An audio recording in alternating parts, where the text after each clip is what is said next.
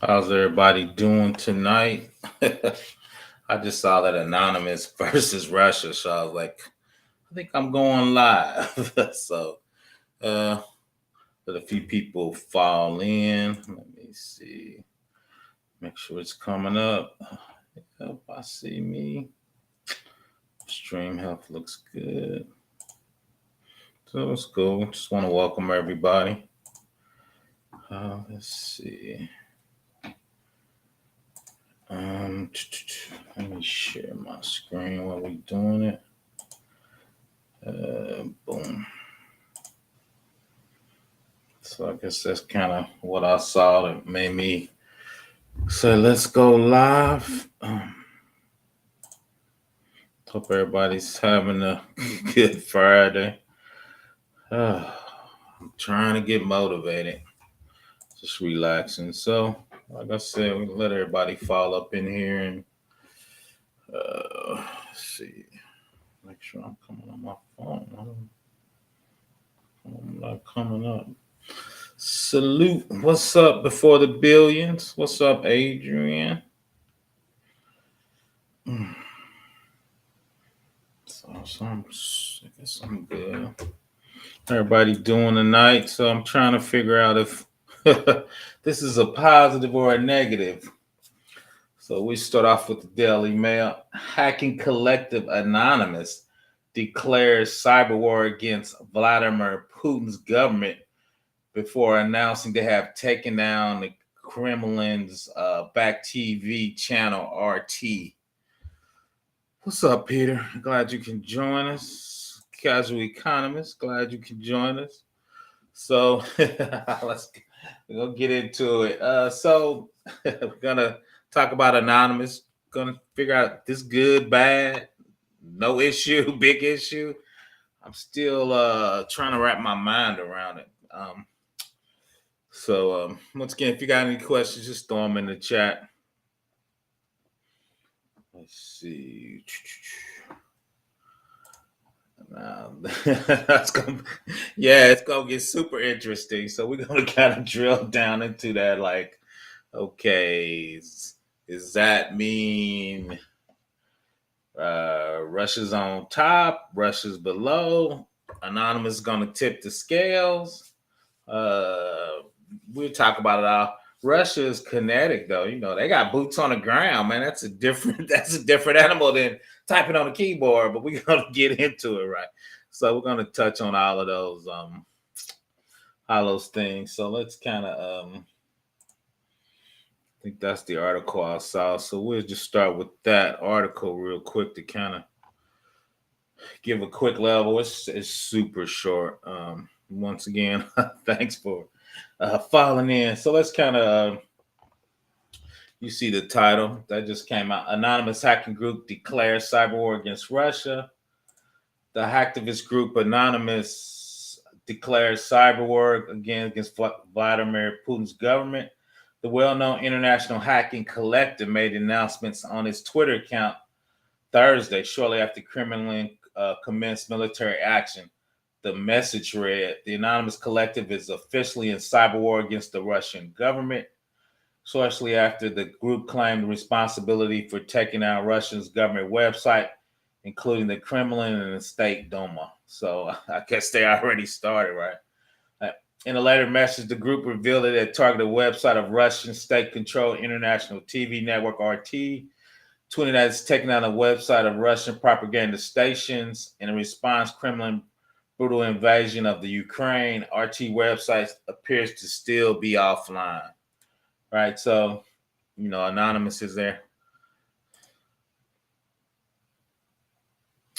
That's a good question, and that's coming up in one of my slides, Ms. Fox. That's true because I'm thinking, okay, is China gonna group up with Russia?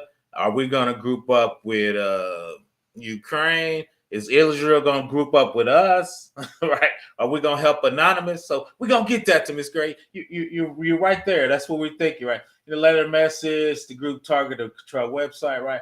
Anonymous also signaled that it tends to ramp up cyber attacks on the Russian state.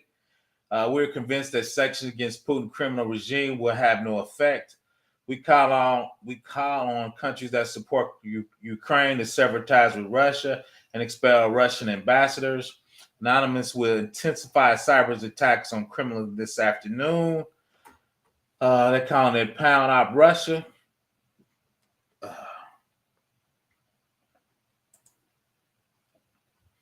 I can't see before the what's the administrator. I don't know. I'm having a little problems with that, Adrian, because my man, he's coming.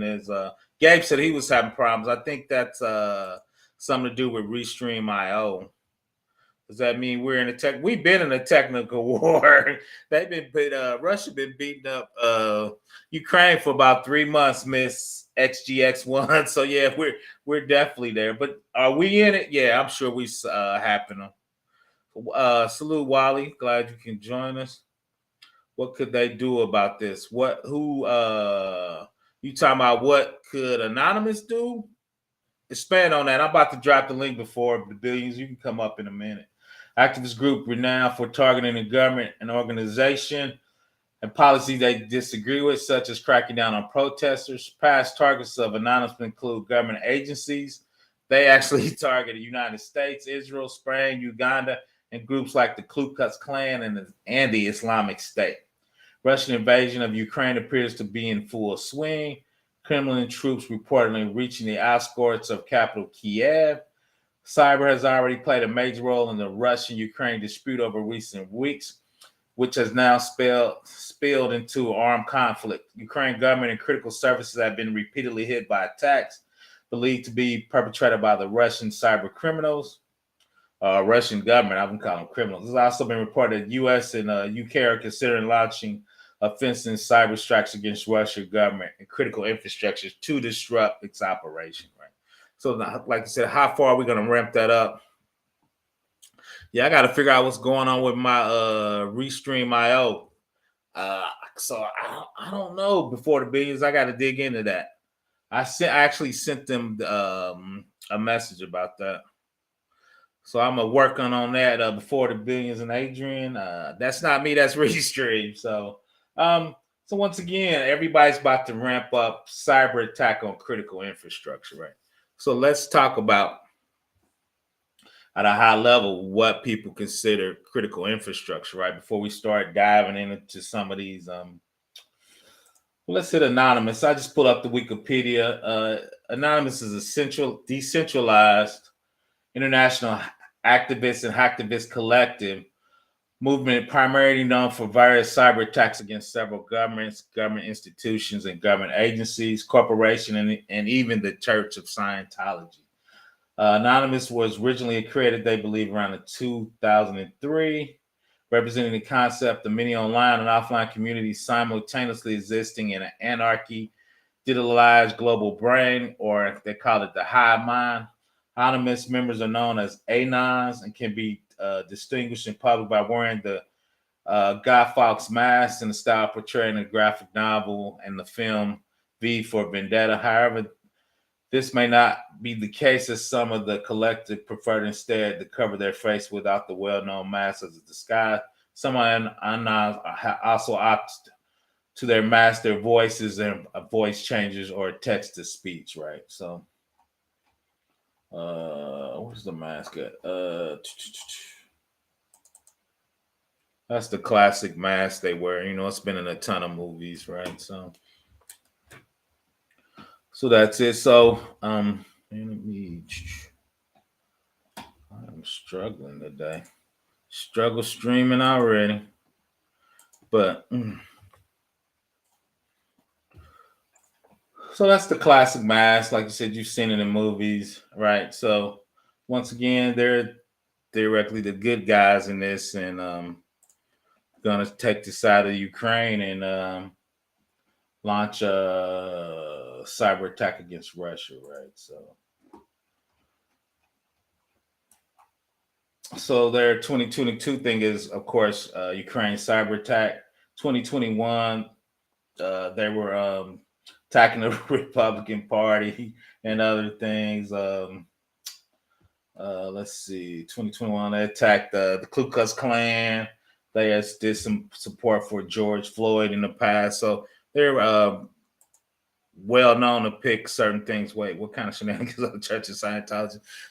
They said something they didn't like, so Anonymous just attacked them. So they're known to pick certain causes and just shut down your network, shut down your thing. Because I was actually on a large government site when they actually shut down a large government agency. So they're about to like, what's up, Professor? What's up? I'm glad you can make it.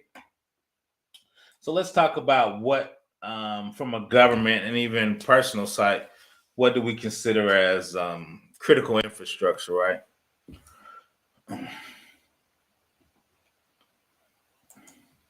What's up, B2B? Can you hear me? Yeah, I can, man. You can't see Adrian in the chat? I can only see her on reach. Yeah, I got to figure out what's going on with my. I think Restream or something's doing that. It is anonymous, the red team or the blue team. They're red team. They straight attacking. They're not defending anything. They straight attacking. That's red team. So they're going to do a But denial of service attack or shut down a particular resource. Go ahead.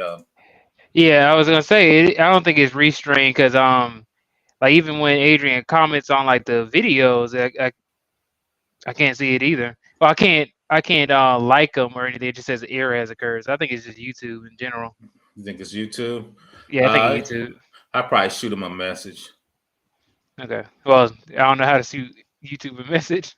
Well, if you go because you monetize now, I think there's a button where you can ask questions. So I think I'm just gonna use that button and ask not a monetization question, but just a regular YouTube question. I think Okay. that's my I'm trying plan. to see. We gonna see. That's my Yeah. plan. So real quick, so these are some of the critical infrastructures when you talk about a country, right? So this is CISA. So this is what they said is for the United States: chemical infrastructure, commercial, communication sector, manufacturing. I never think about dams. I guess if you know shut down a dam or make it overflow, Mhm.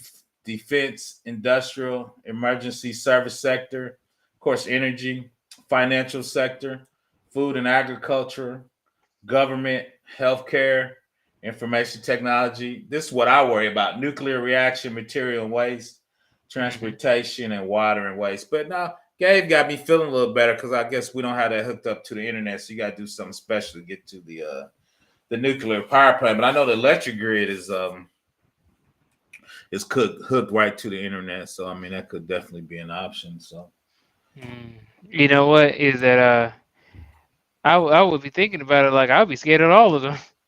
facts. Like video don't gets hacked or whatever. But the weird thing, what's up, Christopher? But the weird thing though, is since I'm about the life, they rank them. You got to rank them of what is the most dangerous to the least, even though they all are critical, right? But if a Yeah. nuclear some blow up nuclear, we toast, man. Ain't nothing. If I don't have electricity for a couple weeks, I might be all right.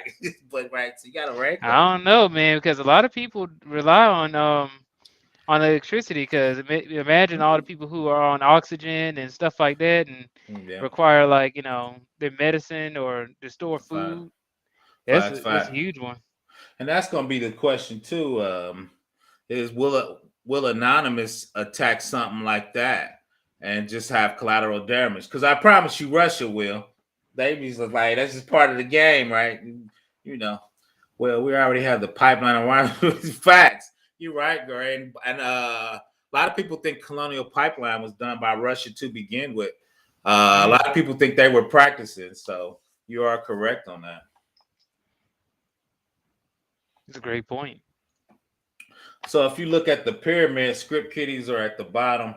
Hacktivist is what anonymous is. Then they got insider threat. Then at the top it's APTs, right? So a lot of people think Russia has APTs on their site because they got like two or three advanced persistent threat groups that are elite, right? So I actually put hacktivism actually above insider threat and right underneath APTs. So that's going to be interesting to see which one of those teams start winning when they start getting into it. Okay, so Professor Black Ops, what exactly? Can you like explain what these are? I know that they're Yeah, different hacker groups, but I yeah. mean, Yeah, we could do that. And they kind of tell you at the bot, and we talked about them. I did one on Script Kiddies. Those are just guys that pull down tools. They really don't know what they're doing. It tells you at the bottom intent to challenge and brag. Hacktivism is kind of what Anonymous is. That they got basic to advanced intent. They're hacking for a cause, right? They believe the Russian war is not right, so they're trying to come in and help that. Now, some of those guys in Anonymous are elite, right? So I will put them at the top. So they got a various amount of guys, with various skills. Advanced persistent threat is like Russia. They're a nation state. They fund it. They train those guys. That's like part of their army or their military. They got a cyber force, right? The United States have one. All your first world powers have them. A lot of times they don't talk about them, but those guys are elite trained. They practice. They're, as I say, they're about that life. And then inside the thread is just, I guess, somebody who. Usually somebody inside the company, malicious destruction, or innocent mistake. It's usually somebody inside trying to steal money or do something, to you. Like, so some more like companies, I guess. Yeah, more like companies. Like somebody coming in there trying to embezzle money, right? Those are insider threats. They're a little harder because 9 times out of 10, they know how your computer system operates. Sometimes they know how you auditing. Sometimes they know the software you're using to do that stuff, right? So they have some insider knowledge. How do we protect us from the EMP attack? Oh, I got to think about that, Peter. I got to think about that. That. That take out a lot of things right there. Yeah, I got to check out. What's up, all Gabe? Electronics. It was a Gabe. Salute. Gabe, you there? I can't hear you if you're there. He's probably connecting to audio. Okay, he might have to come down because Tim said she was having problems. Let's see. Thank you for having a separate. Thanks, Texas. Yeah, poor Texas is just I don't even know what to say about Texas. It's just survival skills are facts. We were talking about that on that. If we didn't have electric, you were up there. If you don't have electric for 2 weeks, are you gonna be okay or not? Hey, Yeah, you there? Hey, can you hear me? Hey, What's up? Yeah, we can hear you now. How's it going? What's the conversation, man? I'm just hopping in here. What's the conversation? You good. We talk about APTs versus the hacktivism. Anonymous got people all up the spectrum, right? They got some novices, but they got some APT skills up. But that's the question I'm gonna ask you. For me, is I always put Anonymous up there, but Russia got APTs. They're funding it. They national state. That's part of their army. Who you think is better, Anonymous or Russian APTs? Or you putting them equal? It depends. About it. It depends on the capability and what they're trying to target and what they're trying to accomplish. So with Anonymous, they're what you would call like gray hats, because a lot of times what they do is that they politically associate, or they'll like ethically or morally associate with certain things, and then they'll perform hacking activities against those organizations. So they do all types of things. Facts. But if you're talking about destructive abilities to get into critical infrastructure, whether it's banks, whether it's hospitals, whether it's electrical utility organizations, I don't think Anonymous, or I haven't noticed or haven't seen any of Anonymous doing any of that type of activity. So I would say Russia has them beat there. Okay, I'm actually on the sister page, and I just went through all the critical infrastructure, chemical, commercial, communication, nuclear. Yeah, they got like probably like 20 things on it. Some things I be forgetting. I'm like, oh yeah. But yeah, so I was going over critical. But the thing I thought about too is Russia take collateral damage. If they cut electricity off and you on oxygen, so be it. I don't think Anonymous would do that, right? I don't think so, or at least it hasn't been noticed. I haven't seen it. So that's why I gave Russia. That's why I gave Russia one up. I'm like, Russia, like collateral damage. We at war. I don't think Anonymous is gonna make those type of decisions. Right. So can I ask this? Is that if you have the Russian APTs going against the hacktivist Anonymous, do you think that they could actually, now they have a reason to kind of uncover who they are? Do you think they could do something like that? Yeah, Anonymous is known for uncovering people. They uncovered the Ku Klux Klan, but I think the Russian APTs trying to uncover those guys, man, because those guys are like almost spies. Chime in on that, Gabe. What you think on that? Those guys are like almost spies. I mean, when you say uncover, what do you mean? Like Like find out who they are. Like, Yeah. oh, okay, we're gonna And find dox them, them. and then we're gonna, and then I mean, they're send out the Russian. information. I mean, they're Russian and they're in Russia most of the times. I mean, you kind of already know about who these folk are. Yeah, I guess you could figure out who they are, but then what are you gonna do? Are you gonna try to are you gonna try to get these individuals and from Facts. Russia? I don't Yeah, 'cause know. we can't. So yeah, Yeah, we can't. We don't have extradition. Russia ain't gonna send it right. to us. Yeah. So in Yeah. threat intelligence, it's this things called attribution. So Mm. attribution is right. The root word is to attribute. So a lot of times, all you really want is attribution. You want to know who is attributed to certain activities, whether it's them as people. Is almost it can be important, right? When you're trying to bring in like legal type of things, you're trying to prosecute them. But I mean, I guess you can expose them to the UN. That happens. Um, Mhm. but in this case, where there's a full out war going on, if you know the source of the country and who they're supported by and the APT group, that's typically enough to be able to say, okay, we know who did it. That's enough Mhm. attribution. But I see your point though. If you're trying to prosecute them, yeah, you might want to dox them, quote unquote. Yeah, But that's why I said die. But the other yeah, part of that a lot of times too is, and when you see certain attacks, you can kind of attribute it to certain groups because it's almost like a fingerprint. Because certain yeah, APTs use certain methods all the time, so you can say, okay, yep, this Russia. That looks like an Iran move, right? And so you start having those fingerprints. When you look yep. at the MITRE group too, they be naming the unit and the groups and the type of Hmm. attacks. So you're Do you talking think? about like, oh, I'm sorry, go ahead. I was about to ask another question. You can go ahead, Gabe. I know you were talking first. Absolutely no. It was what he was talking about, like TTPs, right? Mhm. Techniques, tactics, and procedures. In many organizations, these APTs they have typical things that they do. That like it's like, say for instance, there is a criminal who like a murderer, right? They or a serial killer. Let's say a serial Right. killer. Mhm. They do a lot of murders, and they typically do it in a certain way. And one thing that investigators try to look at is the way that they do it. What are their TTPs, their tactics, techniques, and procedures? Are they targeting a certain group? Right. So a lot of times with like Russia, we're looking at the industries that they target. So energy industries, healthcare, financial, or geopolitical type of things. So that's kind of just a little bit more color to what uh, Professor Black Ops was saying.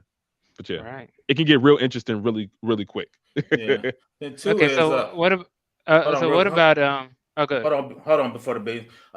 NSA won't the NSA will pay United States hackers. I'm sure as part of the United States Army, there's a cyber group that gets paid. I don't think Anonymous gets paid from anybody. They do it like Gabe said.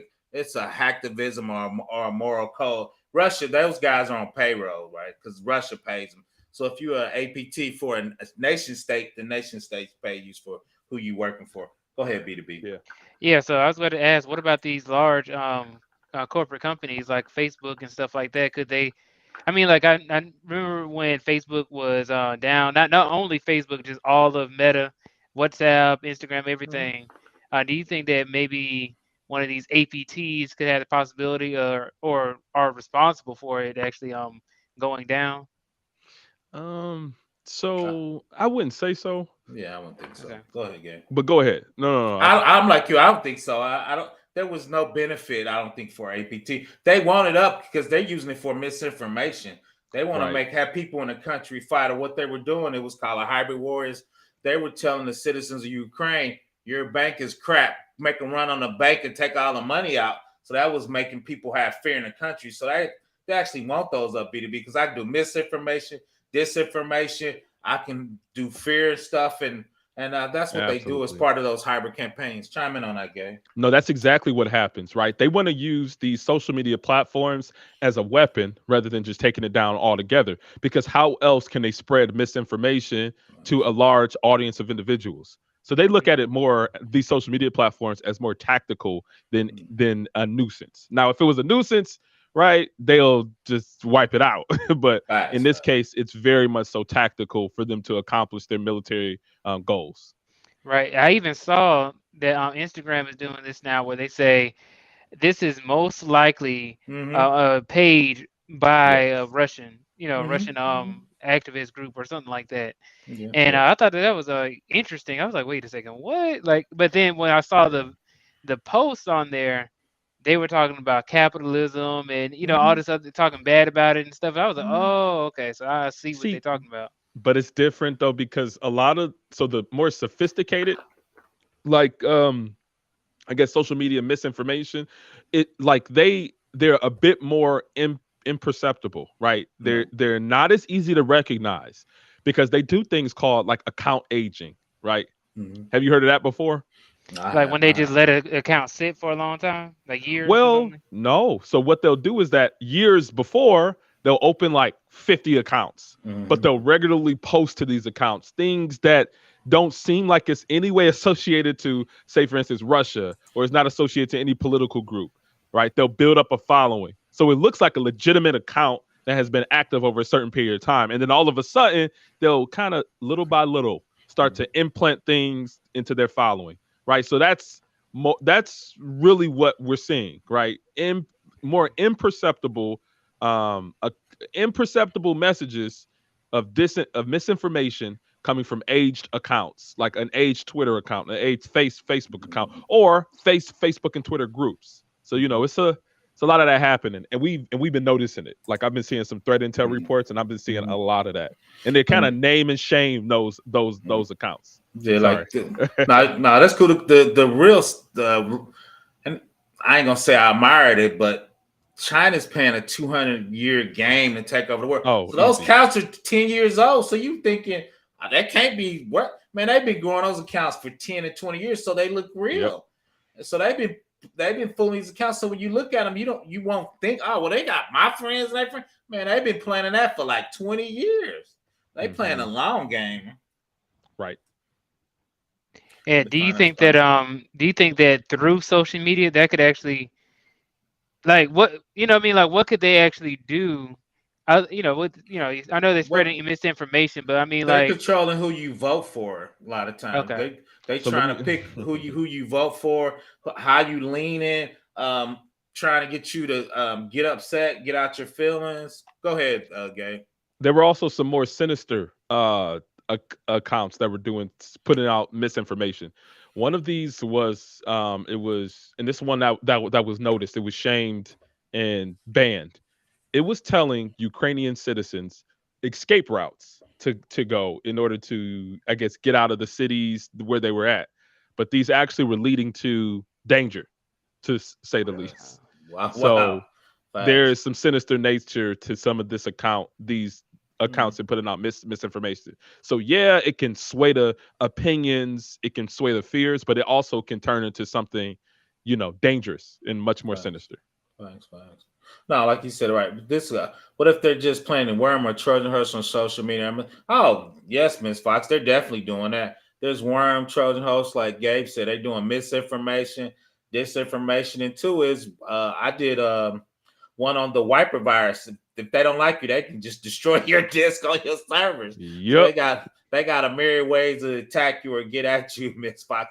Chime in on that, Gabe. No, I think those are the two big ones. I think it's called the hermetic wiper, semantic, and ESET had both put out reports about that. And it's another one, I forget the name of it, whipper wiper or something, where just like you mentioned, it's wiping out sensitive information within targeted organizations. Right. So It's destroying your disk too.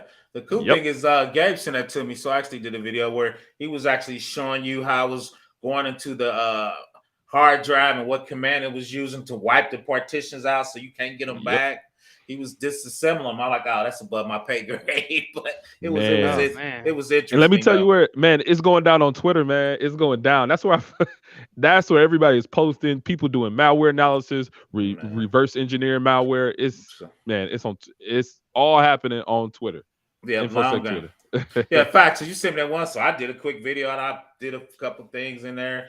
I was like, I was thinking, so I was trying to figure out, will that work on the SD RAM? I was like, I gotta check on that. I think so, but I don't know. It's real. Worker was helping me. I don't do hard drives much anymore. So now, but now, so I got this on the screen. So you think we're gonna group up? You think United States and Anonymous gonna collab and China and Russia's gonna collab? You think Israel, because they are elite, you think they Oh, gonna yeah. jump in there? I don't know. Yeah. Like Yeah. we a rap battle now. You think we can team it up? I don't think the United States and the Anonymous is gonna collab because I mean, didn't they go against the United States with you said Republicans and Yeah, but you gotta Ku remember, Klux Klan man. and all that? This one guy told me this about politics. There's no permanent friends and no permanent enemies. We might need to team up this time, and next time we be at it. What's your take on that, Gabe? So we've seen the United States and Israel collaborate in different efforts, right? Stuxnet, boom, right? First Stuxnet. one. Let's So start we've it definitely all. Let's start it all. Go ahead.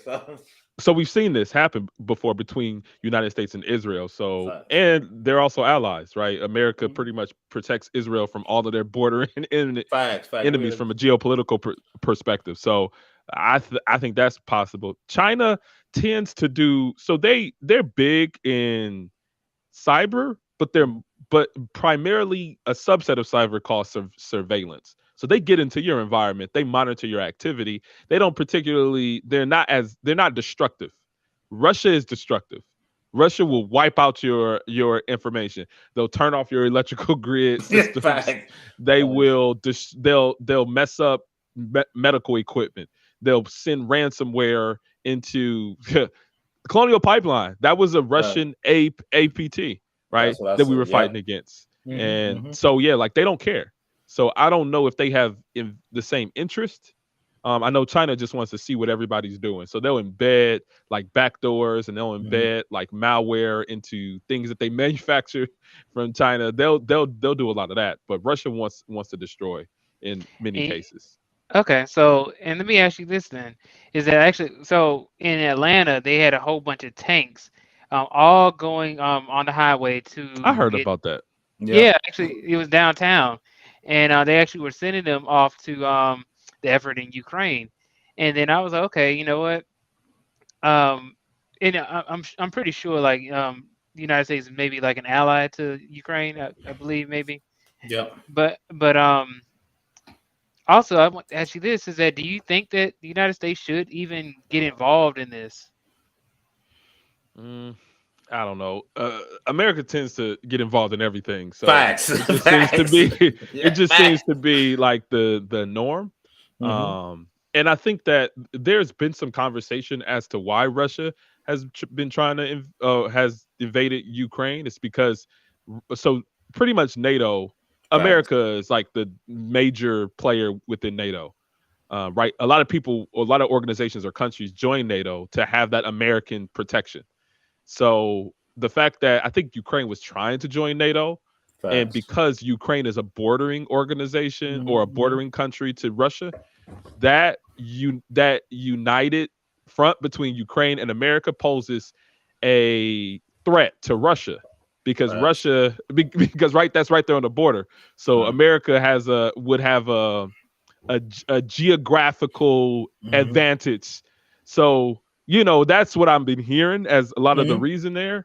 So I think that it's also an advantage for America to get involved because that gives them some military advantage against Russia. And Russia, it seemed like Russia just pulled the gun first. They're like, nah, you're not having this. So they started going ham. So and I'm far from a geopolitical expert, but two is we just came out of Afghanistan looking horrible, man. I don't think we got any really thirst to really get into it, anybody. We just got out of Afghanistan and that went horrible, man. Yeah. So yeah, they said it was they pulled out and left a whole bunch of tools and weapons and all kinds of stuff. Computer equipment. They left a lot of stuff there for them to be able to use. Yeah, one of them was actually a facial recognition. They got a portable facial recognition. So a lot of people that was helping us, they got their picture and they were gonna go find them. So that was kind of the things. It actually reminds me of, I don't know if you watched the first Iron Man movie, where he actually was selling a lot of those weapons to the enemies, right? And that's quite literally what's happening in real life. And I thought that was it's crazy how art imitates life, right? Yeah. Or our life imitates art, whichever way it goes. Yeah. Yeah, but that's how because we're an empire, man. You're trying to further your empire so you can sell goods around the planet too, right? So Yeah. a lot of that's too. And world powers are starting to shift, right? So I think Yeah. people are jockeying for those positions, right? We could be Great Britain, man. We're not as strong as we used to be, Yep. right? So But like that's Russia and China, like these are major powers. You know. major. And China's playing a long game, and we arguing every 4 years over nothing. So, Yep. So the other thing on my thing is like we said, we think people are gonna group up. You think we do? I mean, I'm just throwing it out. Y'all have to. You think we gonna put boots on the ground? I don't know. Because Russia done rolled up. They done put boots on the ground, right? I mean, it's their neighbor though. Like that's like us putting boots on the facts. ground in like Facts, Canada or Mexico. I mean, I'm not sure. I'm not 100% sure. I Yeah, think Europe. I think we would make Europe do something before we do anything. Facts. Boots I on the agree ground with that. wise. So So we talking about this. Putin called Biden's bluff and dared him to do something. So, Oh yeah, I guess so. but like I said, Russia's been really cyberbullying Ukraine for the last decade. They shut them off. If you Google it, I'll bring it up. They were shutting off their ATM machines 10 years ago. So they've been just bullying them around. And like Gabe said, Russia's about that cyber life, and they're destructive. So they've been shutting off their banks, shutting off their power, and two is so if they're doing that, they shutting off their communication, man. They're gonna run through Ukraine, I think, like we did. So when we went over the war, they're gonna be done in like a month, man. And I think it's also like, I think it was Russia flexing its muscles. It's cyber muscles, saying that we have the capability to do this. Look, we're gonna do it to Ukraine. Stop messing with us, right? Type of thing, or don't come close to us, because just like you mentioned, in that electrical grid shutdown, they literally had to understand the industrial control system environment in order to be able to. So they were actually targeting something called the SIS, the safety instrumented system. This is like the safety system within like industrial environments that makes sure that devices shut down in a safe condition. So if you disable the SIS within industrial environments, you're taking away safety. You take away safety, people die, or people can die. Right. So there's SIS systems, like there's safety instrumented systems within nuclear plants, within oil and gas environments, within electrical utility groups, like you name it, these safety instrumented systems are there. And Russia knows how to affect those.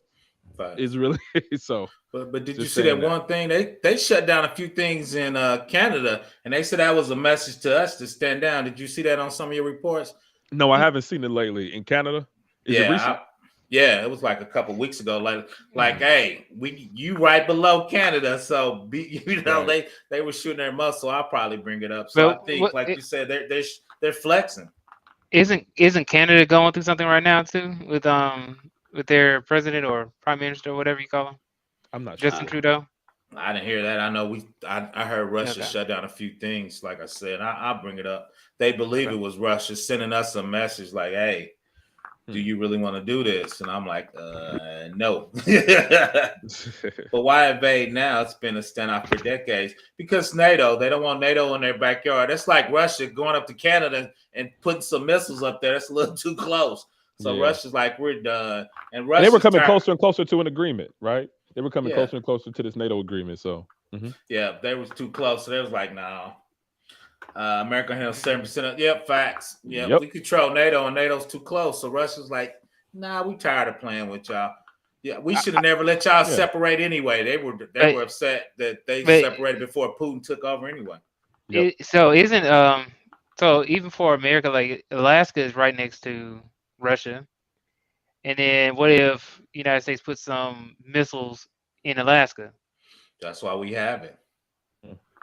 And that's the thing, right? That's that military positioning, the geographical positioning. So you get NATO into Ukraine, you're right there on Russia's border. You got other places like a lot of times what military strategists want to do is that it's best to surround your enemy. So you Facts. get to their borders, you get to their major landmarks and their quote unquote like areas that are strategically advantageous in the event that your opponent wants to come back at you. So they're trying to. It's all a game. It's all a game. I don't But it's know, a man. dangerous People, game. I think we're gonna need to call it something else now because people about to start getting deleted. I gotta use the proper It's going term. crazy. Yeah. Deleted. I mean, they're already getting deleted. Ukrainians, Facts, they get deleted. facts. So No, yeah, you correct. You correct. So yeah, man. So the question is now is should we be getting prepared? You think from the Ukraine, Russia's gonna start shutting down little stuff? I think Russia's gonna start they ain't gonna do anything crazy, but just pick with us a little bit so we'll be busy. Like our phone system might go down for a while to say, hey, y'all need to ease up. We got this over here. So I think they're gonna start just picking with us a little bit to keep us busy.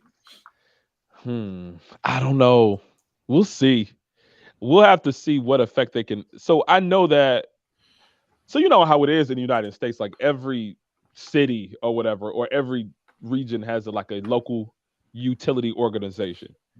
Many, like some of these utility organizations are way less protected than others. Texas. Texas. So, well, I think you're talking about the grids, right? Yeah, so we have grid, multiple grids, but Facts. like certain organizations are just like very little, have little protection, cyber protections against them. So I think that they might pick your pipeline. Yeah, well, listen, they might pick some of those low hanging fruits as targets, but we'll see, man. I don't know. Because We haven't seen anything yet. Is what is definitely. We have not seen anything yet. True. But once our troops land over there, I think that's when we're gonna see something. But I'm just guessing, man. We have seen phishing attacks, right? We have seen some phishing attacks that I'm even looking at a screenshot now. One that says, "Sorry, I invade your privacy. I'm from Ukraine. My husband was killed today, and my son banks are shut down. No food to eat. Please, I beg, give me assistance." And they keep going, and they send a Bitcoin wallet, and they also have an attachment, like a JPEG attachment, and that's the malware right there. I was gonna say, you click on it, it's over. Yeah, absolutely. It's over.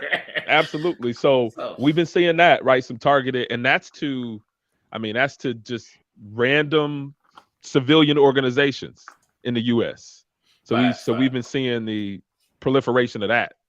So stuff is happening. They're trying to. Yeah, because I work for a large state, and sister came out. So my boss is at NSA, so he's like, "We gotta have a meeting." That's when I was seeing them couple questions.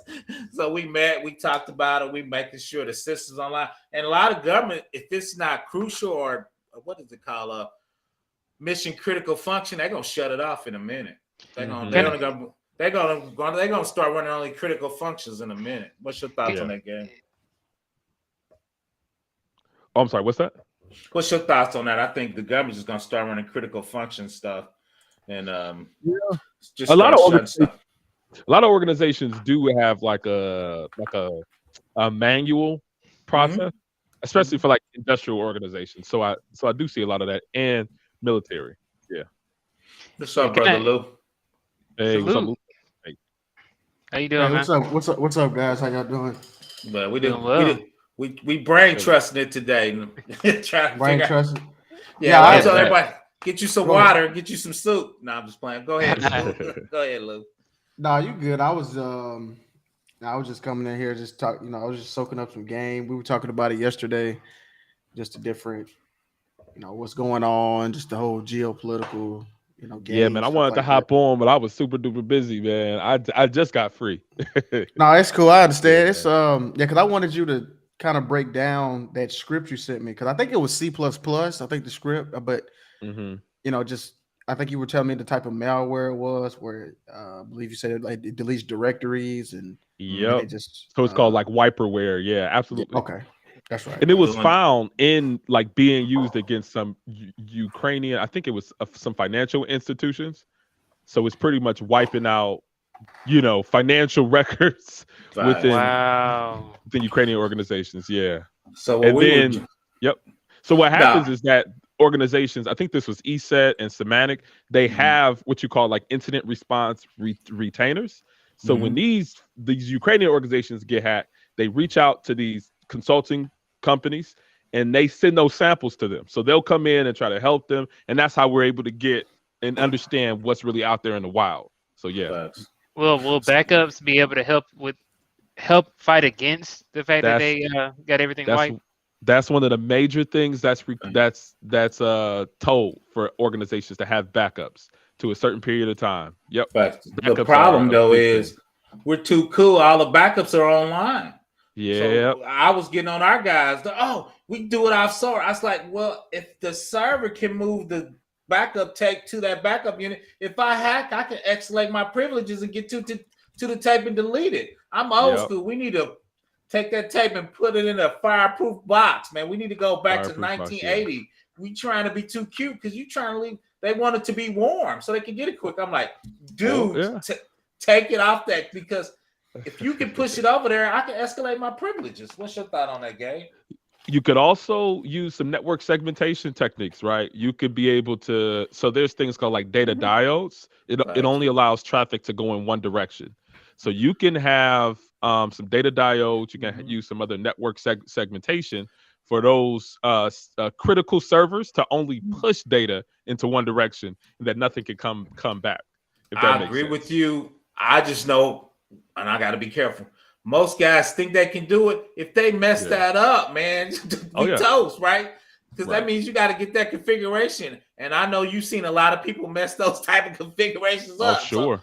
So I'm like, dude, I don't trust us. So I need it on tape and put it in the bank vault. So, but are you right? You can go one way, you can choose. But if you get yours admin privileges, you can reconfigure the network, right? And we talk about APTs at the top of the chain. Yeah. So how could you even escalate your privileges all the way up to admin? So a lot of times what happens, and this is what a lot of red teamers and pen testers do, and this is what APTs do too, is that all of these servers, workstations, laptops, you name it, switches, routers, they're a lot of times within an Active Directory, a Windows Active Directory environment. And there's different user privileges or within Active Directory. The one that you can get like king of the castle, king of the Active Directory is called domain admin, or DAs. So a lot of times DAs are individuals who service different workstations and laptops and servers within the environment. So they a lot of times will log into like your workstation. Say, for instance, you're having an issue. They'll log into your workstation, fix whatever your issue is, and jump out. One thing that a lot of times DAs do is that when they log into those small systems or those laptops, they leave their credentials. So sometimes there's different attacks that can be performed in order to steal those domain admin credentials from those devices that they've logged into. So my knowledge of this from a red team perspective is the same knowledge that an advanced persistent threat has. So once you get domain admin credentials, you're king of the castle. Just like Professor Black Ops said, you can reconfigure the whole system to where you got access to that network attached storage. So you can get to the backups if you become domain admin, and if that backup storage is connected to that Active Directory instance within your network. Hopefully that makes sense. Yeah, rooting too is want to pass the hash. Been around for 20 years. Man. Pass the hash. Yeah. TGT attacks or just I'm a basic blue team guy. Yeah. I'm a blue team guy, and I suck at it. So I'm like, nah. I tell my dude, we need that on tape, and we taking it off system. So PowerShell execution. I mean, you name it. It's a lot of attacks to get domain admin creds within the AD. Somebody was running cron tab, and the cron tab was running as root. So whatever permissions you put in cron tab, you can do anything you wanted on the box because they didn't set the cron tab up right. Absolutely. Or you could just do basic like SMB relays, right? You can just you could do a man in the middle attack where you're capturing where domain admin is logging into, or anytime they pass those credentials over the wire. So it's a lot.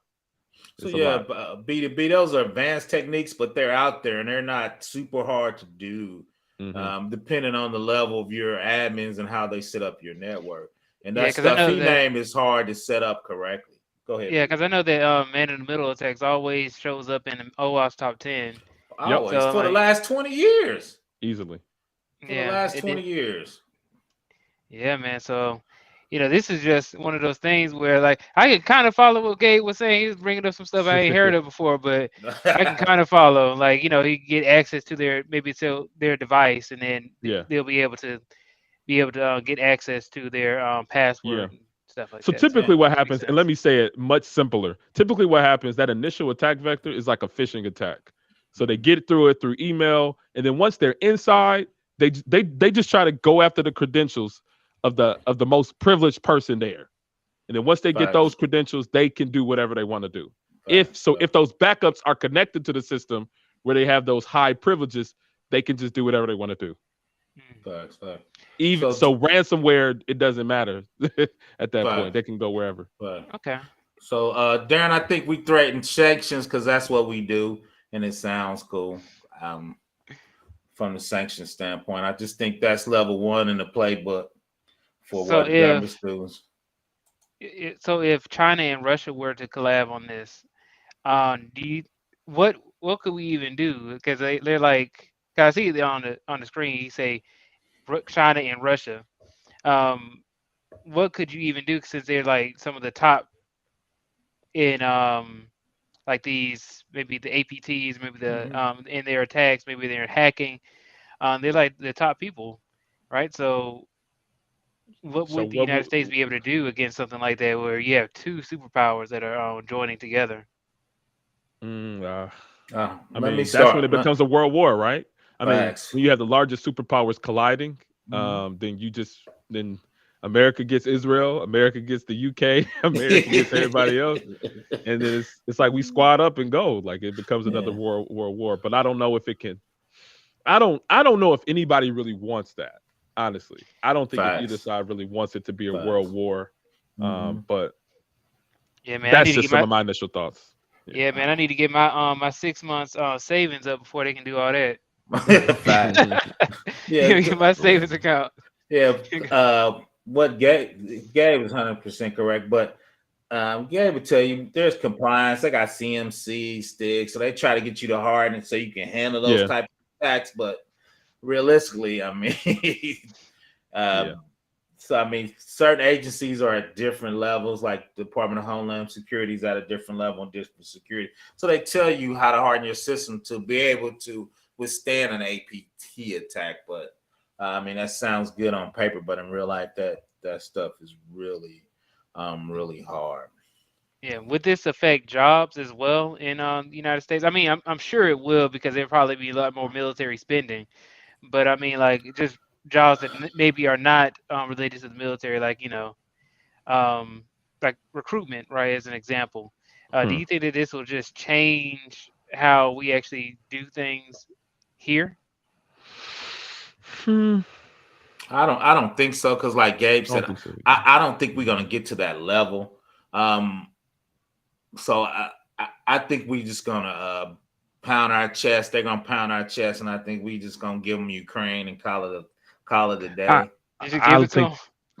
I mean, what else can you do? I mean, they got it pretty much. I mean, I don't know. Because you got to remember, we rank things, right? That's what they do. This is number one. This is number two. So Ukraine, I would think from a United States military thing, is pretty low on the list, right? So so you got to think about that. What level do you want to go to? Do you want to put boots on the ground for Ukraine? Right. So I think they think about it at certain levels. Go ahead, Gabe. Did you all talk about any of this yesterday, Lou? Like any of these dynamics?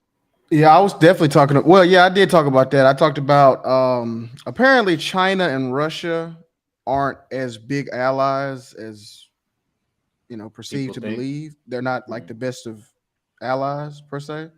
But at the same time, too, I think this will start a domino effect, because I mean, if Russia can just take Ukraine, what's stopping China from taking Taiwan? Because I don't know if y'all has there been any activity there? Well, yeah, Taiwan said that they had Chinese. They saw Chinese aircrafts in their military airspace. But I don't know if you guys knew this, but Taiwan is the world manufacturer of computer chips. I knew that. Oh yeah. They were talking about that. I guess Ukraine is up there on a part of some chip too. I just saw. I need to look that up. One of their chips we're gonna need too, so that's gonna be interesting. Yeah, they need to tell them to make it a little bit cheaper. that we Yeah, can and get and these before the processors. Good. and Yes, sir. before the bill earlier, I think you had when you asked about Alaska. I think it's because Alaska isn't as close to Moscow as Ukraine is. Mhm. Hmm. If I'm not mistaken, if I was looking at the map, I think because Alaska is kind of like it's like it's near Russia, but it's not near like where everything is at in Russia. You know what I mean? Right. Like the Okay, it's Yeah. just like it's just ice, really. yeah, right. That It's near the outskirts, right? It's not near St. Petersburg or Moscow or anything that Right. they care about. Yeah. And when you go up there, I think their land is like super big. Like it's not like you said. It's not like you said as close as you would think. Yeah, 70% of Russia is uninhabitable, if I'm not mistaken.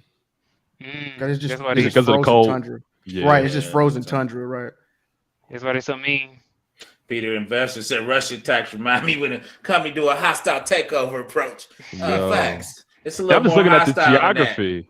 I'm just looking at this geography, man. Like, I mean, you getting very much so into Europe. I mean, Poland is right there, Romania, Belarus. I mean, you're really getting into that Europe. So I'm just wondering what Europe's preparation is for a lot of this.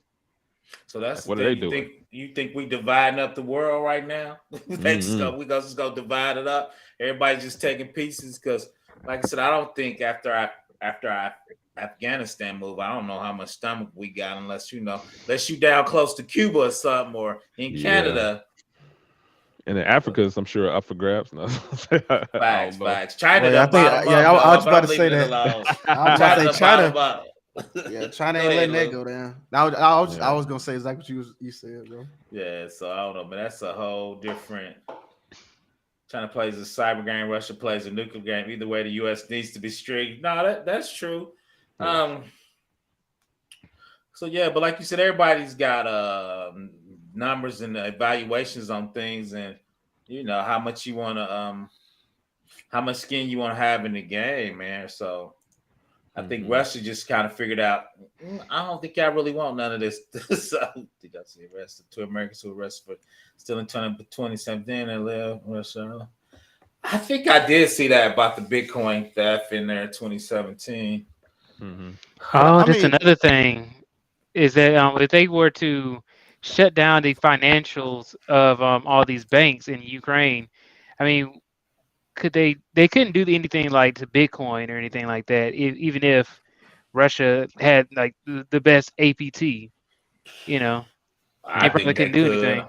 I'm gonna let Gay. I think they can, but I don't know. I don't think so. I don't think they could do anything to Bitcoin because Bitcoin. Why not? Bitcoin's ran on servers. They just told you they got the wiper malware to wipe the whole server out. Yeah, but you gotta be able to wipe every server, every node. Facts.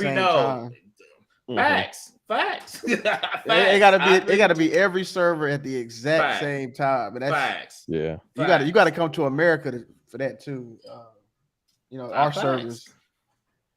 I don't think so. I don't know if anybody. Facts, but we might find out. Hopefully not now, because I think that's the future. I think Federal Reserves are trying to figure it out. I just did a video where the FBI just did a new Bitcoin agency to keep track of the Bitcoin. So yeah, they did. I think they're trying to figure that out, how to make that run. So yeah, Bitcoin is actually not as anonymous. It's not anonymous at all. It's actually like people very easy to track you. Right. Facts.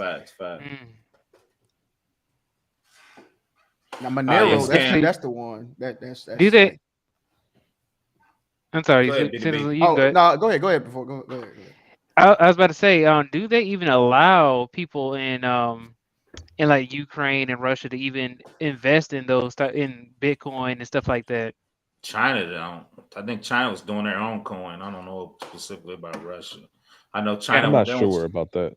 Yeah, China said they don't. Right? Yeah, China said they don't believe in cryptocurrency, but they do believe in blockchain. Facts. So China blocked the currency part of that. So, okay. So the question is, and I think we were talking about that is, let me bring up that infrastructure. Which one? I don't know about that. Which one is you think they're gonna hit us first? We got the chemical, commercial. I always forget about the dams, emergencies, financial sector. I think they're gonna hit our financial sector first. I think If you shut it down and they've people been can't showing. move money for a minute, people get a little antsy. Go ahead, Gabe. I think they've been showing signs of that from Facts. from Ukraine, but they did that in preparation for a physical attack. So I'm not 100% sure. I think that if they start really going hard with cyber attacks, then that's when those physical attacks will follow, right? Because they need to weaken the infrastructure Mhm. before they attack on the ground. Facts. So You know- Yep. So Gabe, are you saying that these are actual keyboard warriors now? Like this might be the keyboard warriors might be the one who actually save and protect America? I think so, man. In some cases, I mean, we're even doing some of that now, right? So as we're so I work for an organization, and we have what you call incident response, or just overall security. We're security advisors for very large organizations. And one thing that we're doing now is that we're noticing what malware is coming out there that we're seeing from Russia. What activity has been happening with these APTs from Russia and Ukraine, or what's just been happening overall from a cybersecurity perspective around the world. And what we do is that we give the organizations what you call IOCs, indicators of compromises. We give them kind of recommendations on things that they should do in order to prepare and protect themselves. Look for this type of activity, whether it's PowerShell execution, whether it's some SMB relaying, whether it's some man in the middle attacks. We tell them to do these things to get ready. So I mean, I guess you can consider us keyboard warriors, man, that are helping organizations to get ready for the big stuff. Yeah, I meant that in the way, like, you know how they, you say you want a computer and stuff like that. Well, it's like we good. It's like good, it seems like we're gonna be the people who gonna be the ones that actually protect America.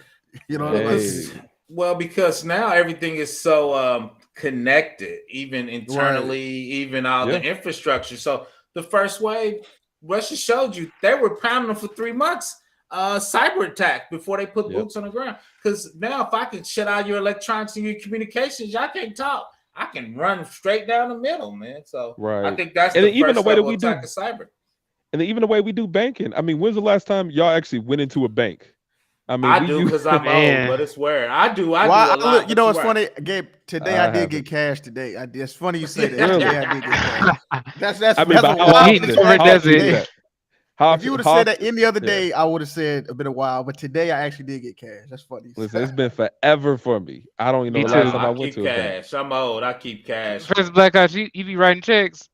Facts. I love writing checks. I do. It's Black Ops go to the grocery store and write up checks, boy. Man. I do. For some reason, I like writing checks, man. But true story, I was going with a whole bunch of executives.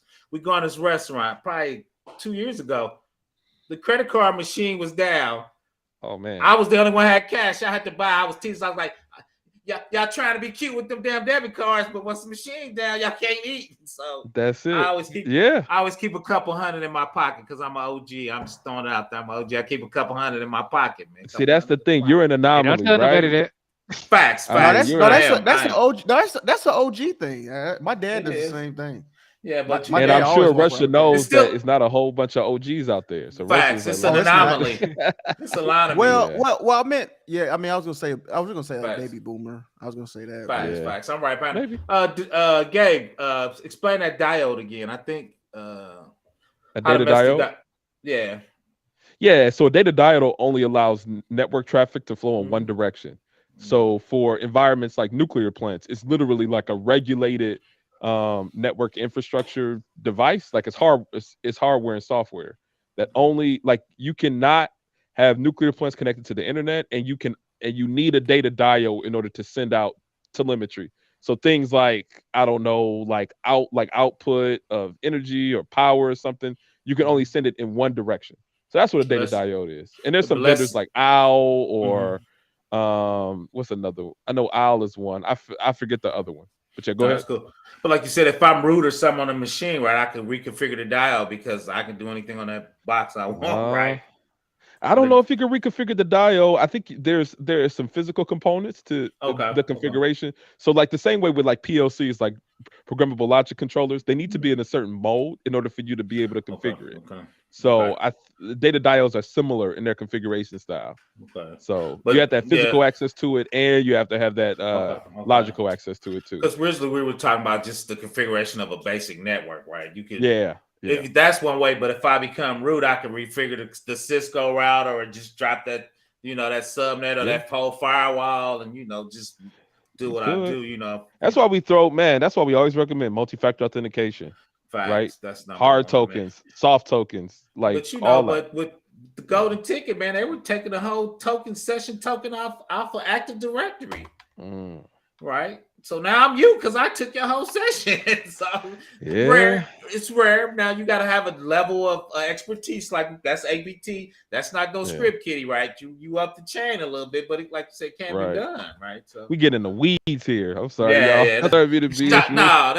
Yeah. That's this channel. We going big time today. Let's go. We get dirty up in here. That's the thing I love about it, is that there are so many questions that I have, and I can just keep on going, because he's saying some terms I ain't never heard of before. And I'm like, okay, you know what? Let me go ahead and go through them. Facts. We're here for you, man. That's why I invited him. I invite both y'all LinkedIn. I'm like, where y'all at? I'm going on at 10. Where y'all at? I'm with it. So, Larry Europe was happy to turn them over. Facts.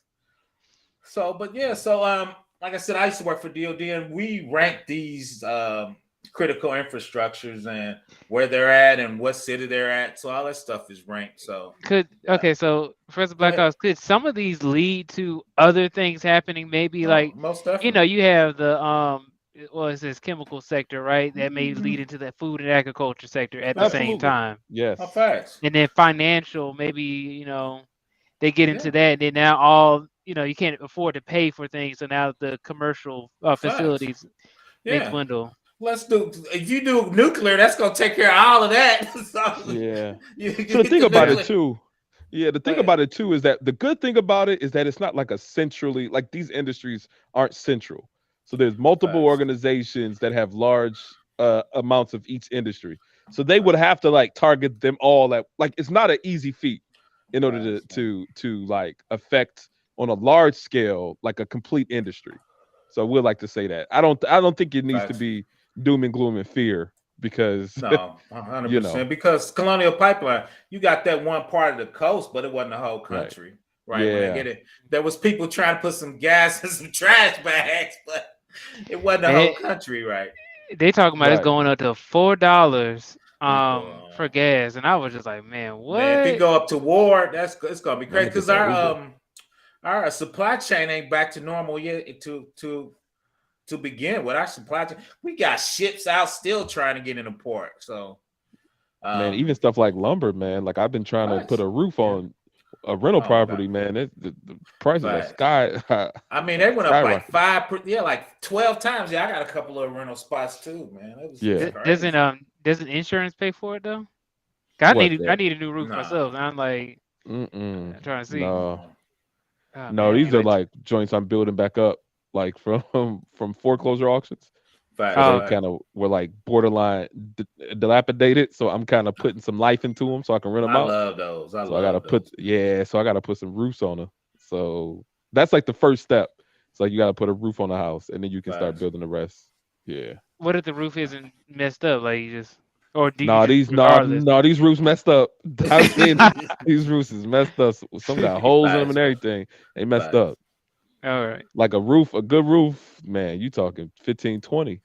I mean, you might be talking 25, 30 now. Yeah, you right. In Detroit, at least. Go ahead. JR said, I have no idea what y'all talking about. Hopefully I learned. Yeah, we're here for you, JR. If you got any questions, just put them in the chat, man. Sometime we're going to get in the weeds. Sometime we're going to come up. So, JR, that's how I am. I'm up here I'm up here just kind of soaking it up. Yeah, man, I'm just asking questions, man. Maybe somebody in the chat may have the same kind of questions, though. That's why could it be that water station hack North last year was the backdoor to our network? That could be. Water station hack. Is he talking about the one in Florida? Yeah, that's what I'm thinking. The one in Florida.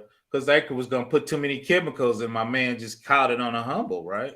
Right. But the thing is that it was a remote connection, some remote connection software connected to the internet. I mean, that's just like a big bleeping wrong right there. Facts. And that's not typical. I think it's typical, but Man, it's not the reason, typical. The reason I say it's typical is computers hard, and when people try to do remote work, especially on the cheap, people trying to RDP that shouldn't be RDP, and they don't have MFA on it. I don't think they're doing your favorite work. They're not doing cybersecurity hygiene and properly to be able to do remote work. So that's why I think it's normal. Chime in on that, Gabe. I'm a pessimist, though. Like a connection, I haven't seen direct internet to control system network connections. Like there's some very critical systems out there, like this water treatment facility. I almost never see like a machine that goes from the control environment to the internet. It's typically like some type of connection to like a server or a jump. Like I'm typically not seeing from workstation to internet.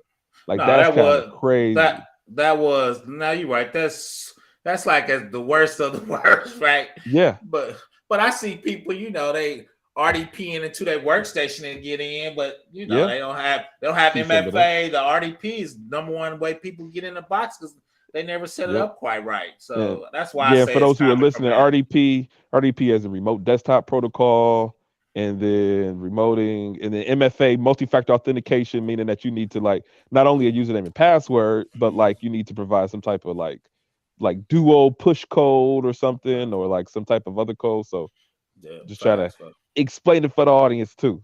Hey Gabe, see, this is the problem with y'all college degree. Y'all think y'all man. I be getting that. I'm sure you've been hearing these streams.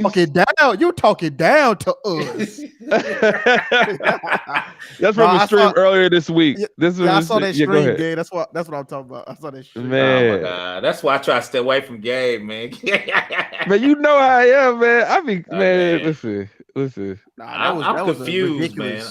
They were trying to argue Gabe about a prerequisite and a requirement. That was crazy. Man, let me tell you, they were saying that people still needed to learn how to write in cursive, and they still needed their Roman numerals to be successful today within the job market. Yeah. See, that's what I be talking about, man. I ain't even touching that one, man. What you think of this one? Who was this? He said, "Nah, this was on Ramil's channel, but I know people ain't trying to go there." So man, it's all good, man. I try to stay off them. I peek at Ramil some style like, oh my God, they be going in, man. I got you. Man. What you think about India jumping in? I never even think about India jumping in. Oh, India gonna jump in? They won't. Somebody said for us to be China. India wants smoke. India to jump in. India wants smoke. What India got going? What that? I mean, I don't know. What do they gain from it? I guess my thing, India's like we ain't in it. So yeah, right next to it. Yeah, they don't. I thought India was like an ally of America. I thought they. Yeah, but I ain't jumping in for them. Know. That's like so I don't know. I gotta think about India. I never think about India jumping in as a player like that. What type of military does India have? What they got? Yeah, but I was talking about from I guess like a techno perspective, like a technological from a cyber perspective. I feel like they brain drain over here. Like people came here. Yeah, all the brightest and greatest go to big tech companies in the United States. That's true. That's true. And you know what, Gabe? I saw something. It said that they got the most out of any immigrant group. They got the most they're the most immigrants who renounced their American citizenship. Oh wow! Like by percentage, like no other group renounces their citizenship faster than Indians do, or as much. Maybe like we out. They never. They have no. Where did they go after that?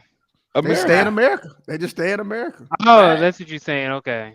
All the motor companies. Oh my gosh! I grew up seeing many Indians because they go to Ford, Chrysler, GM right there in Detroit. They love it. But now big tech now. We had a place called Fifth Street. There was they call him Lolly. It's an Indian guy. He was a chemical engineer, and he came up with this chemical to straighten hair and stuff like that. And he's super rich. He's super. And also their universities have a lot of connections to American universities. Oh, facts. Huge, so they'll come over and just pretty much dominate anybody's computer science department, anybody's engineering department. So because they got an MIT over there that's kind of one of the couple universities rival MIT over there. They be getting in because I really want us to be like them because they dominate IT. Yep. At a certain level. I saw some. Well, I remember I told you the other day. It said 4 out of 5 top tech companies, the CEO is Indian. Mm. Microsoft, Twitter, Mhm. Google. Yeah. There was somebody And, else too. Can't remember the fourth one. Is it Net? Was it Is it? Netflix? No, Uh, Reed Hastings is still. I think he's still the CEO. But I know it was Twitter, Microsoft, Google, and it was Google, one more. I think it's He's, Microsoft. No, you said Microsoft already. Yeah, Microsoft, Google, Twitter, and it's one more. There, it's the Indian CEO. You see that, Gabe? Netflix? Is an Yeah. APT too smart for a honeypot? A lot of times, they create malware that's able to detect where it's at, like if something is a honeypot or whatnot. So, I would say in many cases, yes. Yeah. So Because what is a honeypot?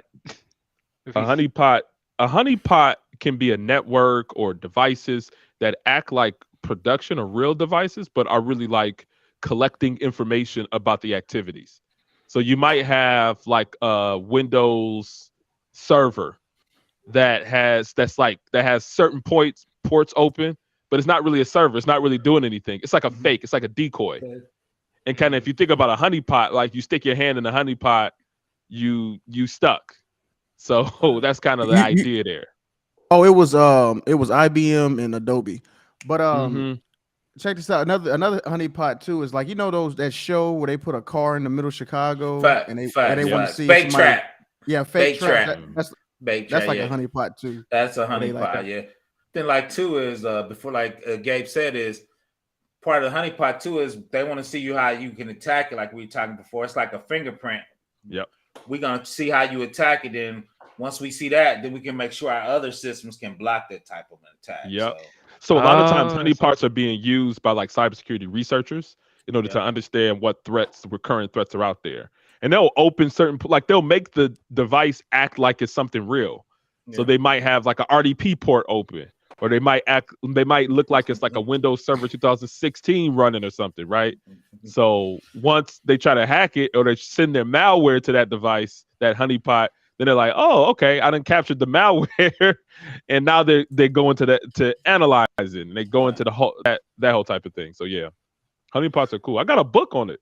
Yeah, it's something that just came out recently. We talk about it. I'm like, dude, we can barely lock down our network. We ain't doing no damn honeypot. So that's a researcher thing. Yeah. Because my thing is, I work for commercial and big companies. We do a honeypot and we lose contain, and the honeypot causes us to get hacked. That's negligent, man. We gonna get sued. We gonna have a class action lawsuit. I'm like, we never doing a honeypot, never ever. So it's more of an advanced facts. Yeah, it's more of an advanced technique or advanced thing that people use. Yeah, I always put it more as a researcher thing. I don't know your take on it. I think of it as more of a research. It's for researchers mainly, yeah. Yeah, so I'm kind of, I tell people I do that money stuff, so we ain't letting no people on our network that's not supposed to be up there. So, what you think of that? U.S. government created a Space Force, and part of Space Force, I think, is cyber. I think they moved some of that cyber part to Space Force. I am not informed. I will bow out on that one. I don't know. We know about it as much as we should. Or India isn't at its peak value currently. Probably. I mean, I think India is just a resource, and like you said, I think we group up and we need to group up. I mean, they have such a.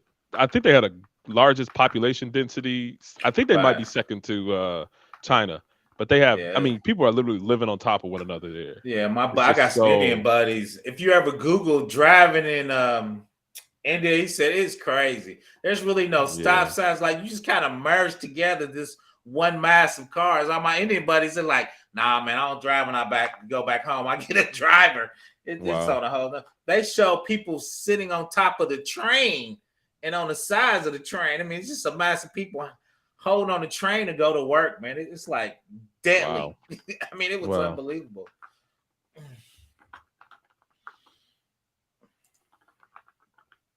So I guess with this they also took over China. So I guess with this happening, and it seems to be more of a cyber attack, do you think that's going to help cybersecurity and IT in the United States to continue to grow? Because obviously, this seems like this is the cyber attack first. So you think it's going to help the industry? I think so. Yeah. I would say because that's exactly how I got into it. I mean, Stuxnet is the thing that changed my whole trajectory from engineering, into cybersecurity. So Facts. yeah, I would say yeah. I think you doing a video on Stuck Next? I'm thinking about doing one because a lot of people don't know that's the history that kind of kicked the whole game out. Man, I probably should, man. I'm kind of trying to do some of that entry level content and then get a little bit deeper, but that might be something there to explore. Yeah, because I think I'm gonna do more of a novice stream than I was gonna do one for small businesses, 1 to 30 people, how to lock it down. Ukraine, one of the largest nuclear arsenal 30 years ago. That's true.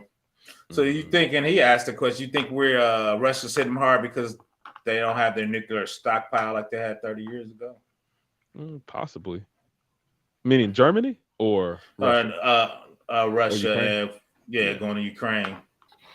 Yeah, Ukraine got denuclearized. They had to give all their missiles and nukes to Russia. So and that's what my man was saying. He said, "You think because they're denuclearized, we could just run up and rob them? They gave up the guns. Yeah, so they ain't gonna do nothing. Yeah, what they gonna do? You think EMP is a greater threat? Electromagnetic pulse. That's what, I see it. I see it in cartoons a lot. Now, I was just about to say I see it in movies and Call of Duty, but has there been an actual use, like in real world use of it? I've never seen it. I don't know. We got to dig into that, Peter. I seen it on James Bond. We got a better chance of shutting down your whole nuclear grid than we do with the EMP. So I got to dig into it. Like I said, I've never seen one in real life. I hope to never see one in real life. Facts, yeah, because according to Call of Duty, it's supposed to like shut it down, like for like. Some people you can actually get deleted with EMP, man, on Call of Duty. Right, like all your stuff is off for like a minute. So that's according to Call of Duty. So yeah, man. Hey fellas, it's almost my bedtime. It's been a long week of Russia reading. And work. So I'm gonna hop down and let you all keep rocking. But yeah, thanks for having me, man. I appreciate it, man. Everybody. All right, Gabe, you take it easy. I gotta go too. I gotta mess with this terraform stuff. All right. You doing terraforming? Shit. Yeah, it's terraforming. Yeah, I gotta configure this stuff. Set up. I'm doing cloud formation, but I feel you. They kind of the same. All right, fellas. I'll talk to you all later. All right, man. Thanks. All right, Gabe. Yeah. Yeah, well, Terraform, it's cloud agnostic, right? So it's like you can. Right. I'm trying to be all AWS, man. Right. I'm all in, but I feel you.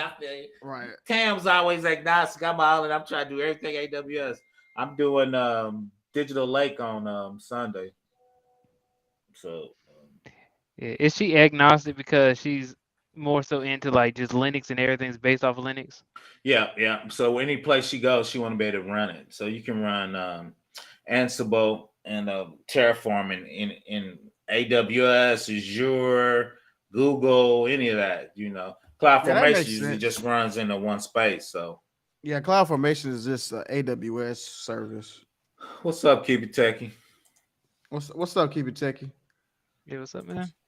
So yeah, the cool thing, not the cool thing, but I think after this, everybody's gonna want to be a hacker. I think there's gonna be a lot of government funding for people to get in IT even more after the Ukraine stuff, because it's gonna be crazy.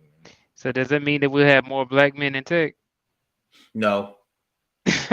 No. Man, I hope, man. You know what's crazy? Man, I remember I saw Joe Biden was even putting, before this incident, they were putting millions into cybersecurity infrastructure. They were like hiring a bunch of people just to for cybersecurity work. So I mean, it's just not gonna be us, 100%. Yeah, I mean, and you know what, Professor Black Ops, it's like at some point we gotta just come to terms with it. Like I know it's like facts. That's why what I'm saying. I know people want to do better. I mean, I know we want to like help, but at some point, it's just it's a Herculean effort. Facts. I think. Oh, go ahead. No, I think you got to think we doing enough. Everybody's doing their part. Everybody's learning. Everybody's teaching. But I think it's only going to be like 3 or 4% that really wants to get in that game and get that bag and get that money. And that's what it is. And I look at it like the best thing you can do is just do the best you can as a black man. Just work hard, grind hard, study hard, lab hard. cold hard, and that's it, man. maybe down the line you might inspire some people to do what you're doing. You know? Oh, facts, man. Facts. I mean, I think you're gonna get a few outliers, and I think that's what it's gonna be, man. And but you know, I think that's gonna be still a decent number. You're talking like 2 or 3% of 44 million people. I mean, it's still a decent number, but you know, I think it should be like 30% or 40%. But yeah, it should be. I mean, this. So you know, but you got to go on YouTube to find somebody else black. You know what I mean? It's weird. That's why I was telling B2B. He said it's more people. I'm like, nah, we just all grouped together on YouTube. This is just the echo, like right. Echo chamber. Yeah, that's why I ain't want to say it, but it kind of is. Just it looks like a lot of black people in it, but then when you go to work, you go to interviews, you like, oh, reality hit me. Right. When I come here on my pen, I'm like, man, I got about 10 dudes, like 20 dudes in the chat. Man, I go to work, boy, it'd be like echoing for real. So echoing. Trap for the hackers, yep. So yeah, the honeypot. It's like I said, we talked about. It's more of a research thing. If you go to OWASP, they do application security, and they actually have a couple VMs that are set up to be a honeypot for your. I think it's honey net, which means you have multiple VMs on your net, right? So, yeah, they have them already set up. Yes, sir. In terms of intellectual property, China integrate more engineers a year than America. Facts, V-Vision. Yep, 100%. If you go to research inside the United States, most of the dudes aren't American. They definitely aren't black. You go PhD, it's usually somebody from a foreign country doing a PhD. Sometimes some of our morning lens come out morning and say, no, I didn't see that. Shout out to Linux. How are you doing? Keep it techie.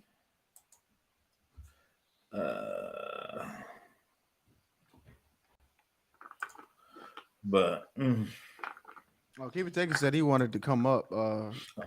Okay. He said he wanted to come up. My bad. I dropped the link. I didn't even see. He said unless you're about to end it. Nah, we're gonna keep it going probably for another 30, man. I'm trying to give me some. I can hang with you with another 30. That's cool. Yeah, I'm about to say, you owe me. We got 30. You owe me. Now I'm just saying. We can chop it up. Yeah, we could. I dropped the link for you. But yeah, but like you said, I hope it would start a renaissance or something. You know, get black dudes, black people in the tech, and just grow it. But you know, like you said, I think that's just wishful thinking on my part, man. Like I'm 53, man. I ain't gonna see it. So, man, B2B will be running the revolution, man. It's like, I tried to, like, people say you got to make it cool. I got to do all this stuff. I'm like, man, I'm not doing all that, man. I ain't doing all that, man. Yeah, because somebody, what he asked me, he said, and I don't know, I didn't get upset, but he said, Professor Black Ops don't provide hope. I said, I'm not providing hope. I'm dropping these gems, and you're going to have to pick them up and put them down, man. I said, me and B2B were talking about government contracts. He was picking them gems up, man. I didn't have to tell him to do it. He was getting the game and taking notes, man. I'm putting it down. You got to pick it up, man. If you want it, I'm giving it. If you don't want it, I'm not going to make you, man. I'm leaving that to B2B. He going to do the rah-rah thing. I ain't doing it. I'm too old. I ain't got much time left. Nah, come on up, man. Come on up. Keep it techie. We're going to run for a little bit more. Yeah, he said it is Friday. I mean, it is Friday. They're about to order a pizza anyway, so we can. Keep it techie, man. It's almost 12 o'clock. What's happening? Keep it rolling for you, man. We know what up, keep it techie? What up, man? What you got on it, man? We were chopping it up about APTs and offense threats, and I was like, oh yeah, man. Hey, this is a great conversation. I wish I knew y'all was live, man. You was live over here, Professor Black, man. I would have came. I sent you. I got your email. I'll shoot you yesterday because I'm cool. I'm on LinkedIn with you. I just hit up B2B and Gabe. I said, I'm going live at 10. It's like, we coming. So yeah. I'll hit you up next time. Okay, for sure. So yeah, I just hit them up. So yeah, what you want to add to it, man? I just think it's going to get ugly over there from a cyber perspective. I think they're going to poke us in the eye to keep us busy a little bit. So yeah. I seen that article earlier. With them declaring war against Putin and Russians.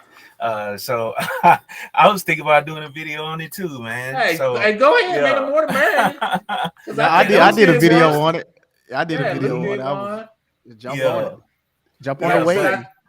Yeah, but I mean, it kind of gave Go me ahead. that feeling a couple years ago when they was doing all that anonymous stuff back then. You know what I'm saying? Going after different, because they was going after what that Scientology stuff. They was going after everything, man. Yeah, but shout out to them. They were unveiling people in the Ku Klux Klan. Yeah, exactly. So they was going after them too. So yeah, they were feeling, and I don't want to say too much. I'm in the state, and they told us our governor said some stuff they didn't like. Mm-hmm. Man, they was hitting us with like 4 petabytes of information, man. With a DDoS attack, we didn't have nothing for them. Nothing. Yeah. We were struggling. Them guys crazy, man. They be out there doing the Lord's work, so to speak. Facts. It just depends on what side you on. So too is. Guy Fawkes. Yeah, I think most people that do digital forensics are foreign. The ones I've seen are foreign born. Even I work with a couple forensic companies we have on retainer. If something happens to us, most of those guys are foreign. I'm gonna teach a beginning digital forensics class, probably starting in the middle of March. How to look at your hard drive with some deletes. Keep checking out. It don't delete it, take the pointers away. The data's still there. How to still go get it. So just basic stuff like that. In case. So I am gonna do an intro to digital forensics. Everybody chime in on that foreign born forensics if they want some of that. Oh yeah. That's I always been interested in that. You know what I'm saying? Like digital forensics. That's something I've because like at one point I wanted to be a cop. You know what I'm saying? Or go into the FBI or whatever. You know what I'm saying? And digital forensics is like one of those things I thought I wanted to do. You know what I'm saying? Because they do have like they have Linux distro out there that's built specifically for digital forensics. And that's why I talk about the Linux, because they basically have distributions out there for any aspect of whatever you're trying to do. We were talking about Kali and Parrot on the other side, those distros for cybersecurity. Yep. So yeah, 100%. For me, the only thing that I tell people, I love digital forensic and I teach it. The only problem is those skill set is so specially. Most companies don't have it. Those are done by consulting companies. So I don't see a lot of those guys.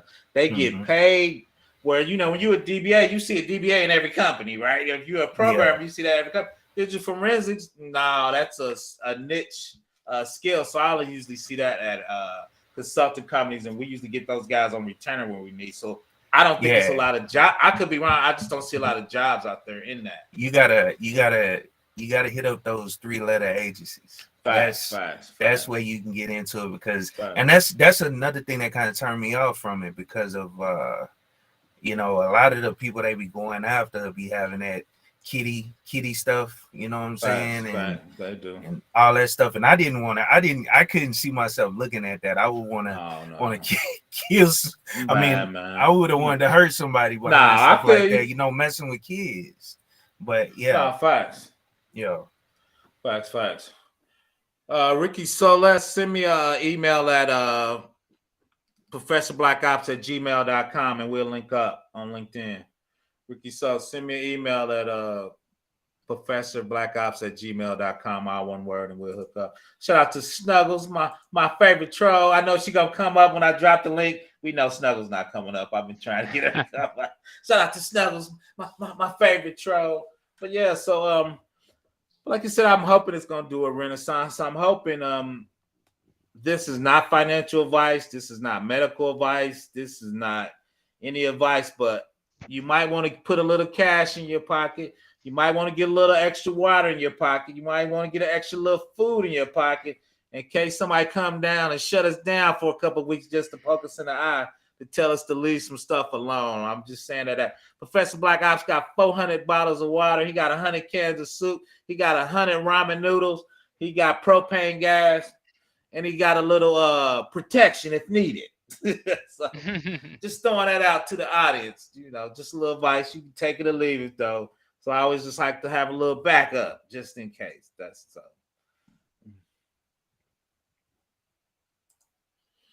So the other initial part's going to be and we had that. Let me pull that up real quick. Is who's gonna group up with who? You know, we were talking about that, right? Is Anonymous grouping up with the United States? Is China grouping up with? Is Israel? You know, they're elite. People don't. I don't.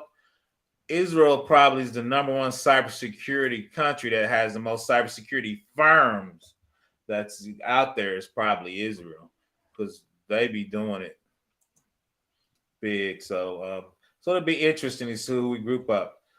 I would like to invite BGS to your panel to be interested in discussing about this topic. Yeah, I've never met BGS. I like him. I know some of the young guy in the manosphere be going back and forth, but I try to stay on topic, so I don't do the relationship. We just focus on that.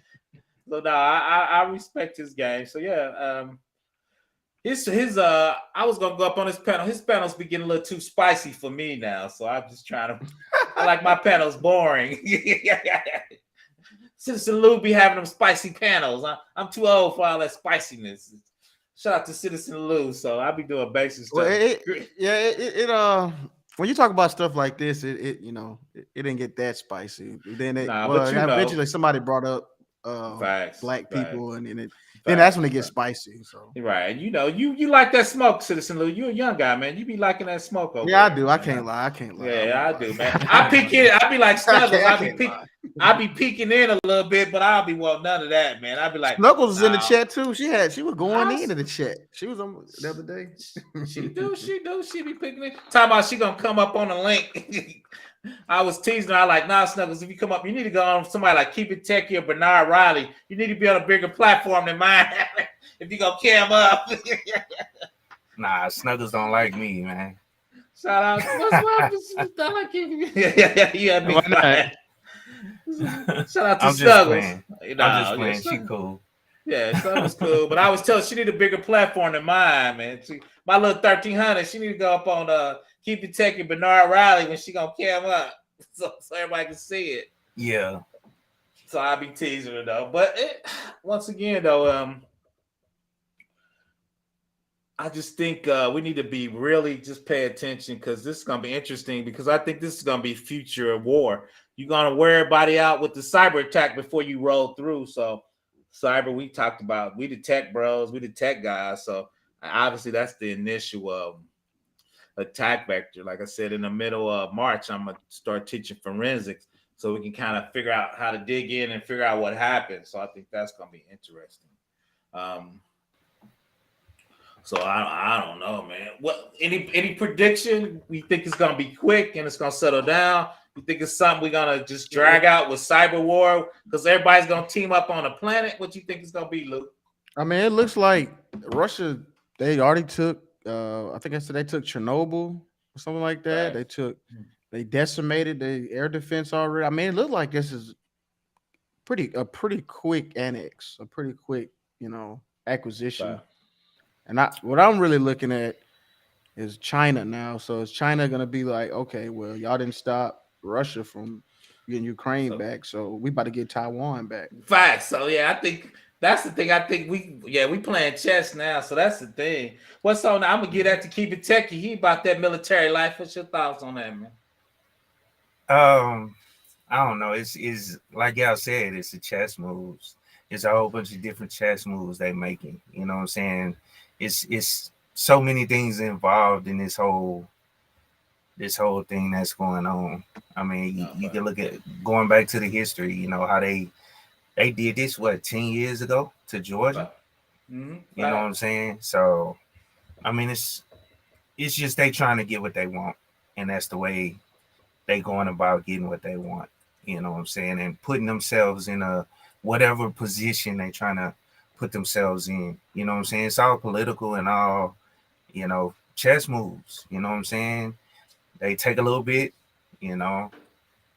we take a little bit, you know what I'm saying? And I'm talking about NATO and all these different organizations around the world and countries as well. You know what I'm saying? Because NATO, it's supposed to, unite all these different countries, but all these different countries have their own goals.